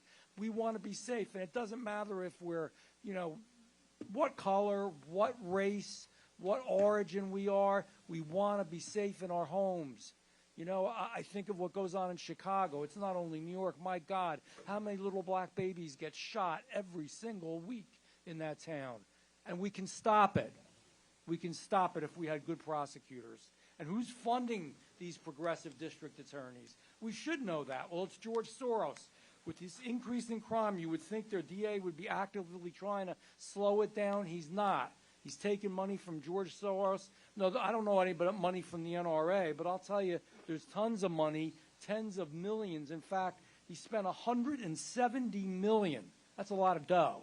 $170 million in 2022 and $40 million, which was for local prosecutor elections. We never had money spent like that on prosecutor elections, and it's wrong. Prosecutors should run because they want to defend the law, help their police, and most of all, help you. God bless you after being a victim and losing people you love, that you're here. I can't believe how strong you are. And you know what begs a question too? Who's worse? Is it a prosecutor who doesn't enforce the law or the criminal? Well, you know, the prosecutor who doesn't enforce the law has a broad effect across the whole city and should know better and is taking his position, that position of such importance, to be the legal guardian, to be the person that's the caretaker of our America, of our cities, of this great city of New York. And what does he do? For politics, he doesn't care. The fact that he didn't sit down and shed some tears with you, it's unbelievable to me. The fact that he put you and accused you of murder. Troy was right before. A man tries to kill you, you've got to stop him. It's your right. But I guess he would have rather that you got killed. I don't understand it. And it's in New York City, it's in Chicago, it's in San Francisco, and this is the facts. Ah, shoot. I got a few more seconds. A few more. The bottom line is the facts are that all the Soros-backed district attorneys are doing this everywhere. It leads to more crime. And I'm going to say this. I'm going to finish up. Gentlemen. And I think the answer is, I think he should resign. I swear to God he should resign, and he should be disbarred. Gentlemen's time has expired. I want to. This concludes our hearing today. I want to thank our witnesses. I've been in Congress a while, not quite as long as Mr. Nadler, but I've been there a while, and I don't know if I've ever been a part of a hearing with more powerful witnesses telling your story. So thank you for your courage. Thank you for your patience, for being here. God bless you all. And that without objection, all members will have 5 legislative days to submit additional written questions for the witnesses or additional materials for the record.